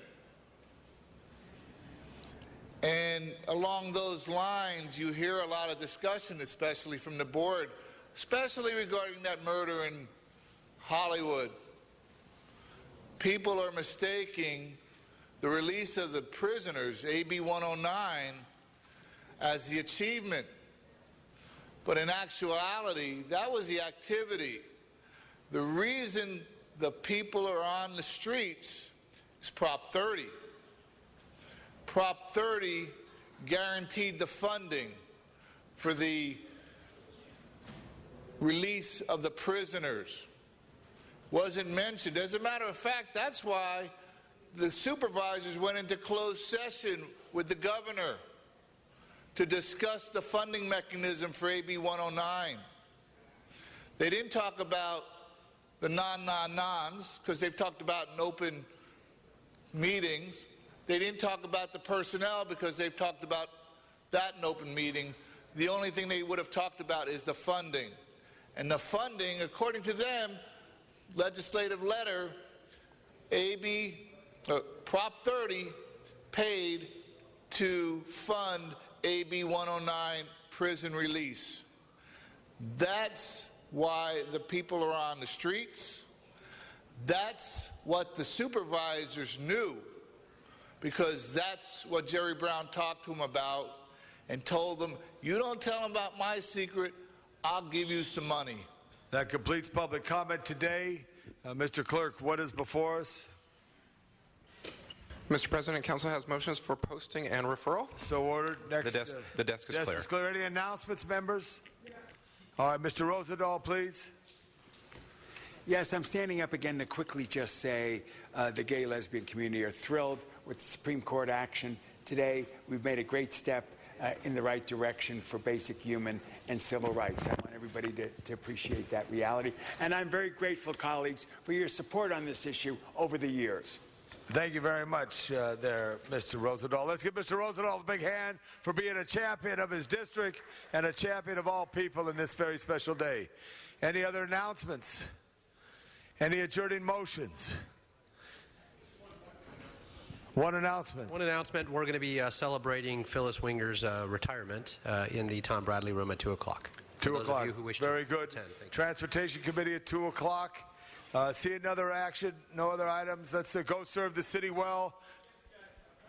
Point of order. Transportation Committee meeting will meet right after the signing of the plastic bag ordinance with the mayor. Then the committee. What time's the signing of the plastic bag? 2 o'clock, so maybe 2:15. How about 2:20 so we don't have to run? Yeah, and 2:20. Significant issues, so I need a quorum. You have to go there. Thank you. This meeting is adjourned. Serve the city well. And thank you, Kenny, our sound man.